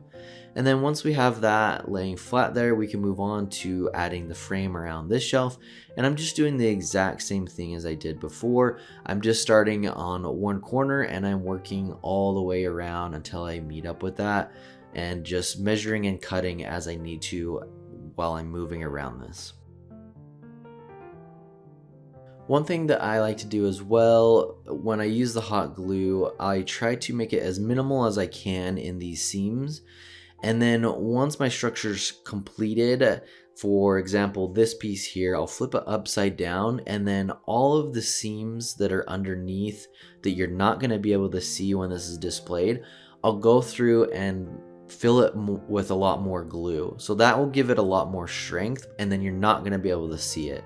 But what I like to do is do the very minimal amount at first, just so my structure's put together, and then go in after with more glue. And you could do that the same way if you wanted to kind of put this together with just hot glue and then go in after with like E6000 or wood glue. You could also do that. I know some people do a mixture of E6000 and hot glue at the same time. I've kind of heard mixed things, like sometimes it doesn't work or it gets a little bit messy. So let me know if you've had experience with that. I still haven't tried it yet. The system that we use works pretty well for us. So once we have our 2 shelves completed, we can move on to adding the top part of this house. And what I'm doing here is adding these little side pieces. I'm just going to measure the gap here and then cut the dowel and glue it in on each side. And then we're going to create the roof of this. So I messed around with it a couple times trying to figure out how the best way would be to do the roof. And this is what I came up with. So what I ended up doing is putting a little dab of hot glue on each corner here. And then I took both of these rods for each side, held them in place, and kind of laid them on each other until that glue was dried. And they seem to hold up really well that way. And then what I did was put a little tiny piece at the top just to keep those together. And then I'm going to do the exact same thing on the other side. And as we're wrapping up this project, it is a little bit more intricate. It does take a little bit more time, but I think this is one of my favorites that we've done for Christmas. And it looks very modern, very high end, and it only costs a few dollars. So it's definitely worth your time if you wanted to go in and recreate this. And the last part here is just to add this top piece. So you want to measure from the top part to the other top part, and you want it to just lay right in that little V that we created, and then just put a little bit of glue in there, and that's going to be the very final piece of this project.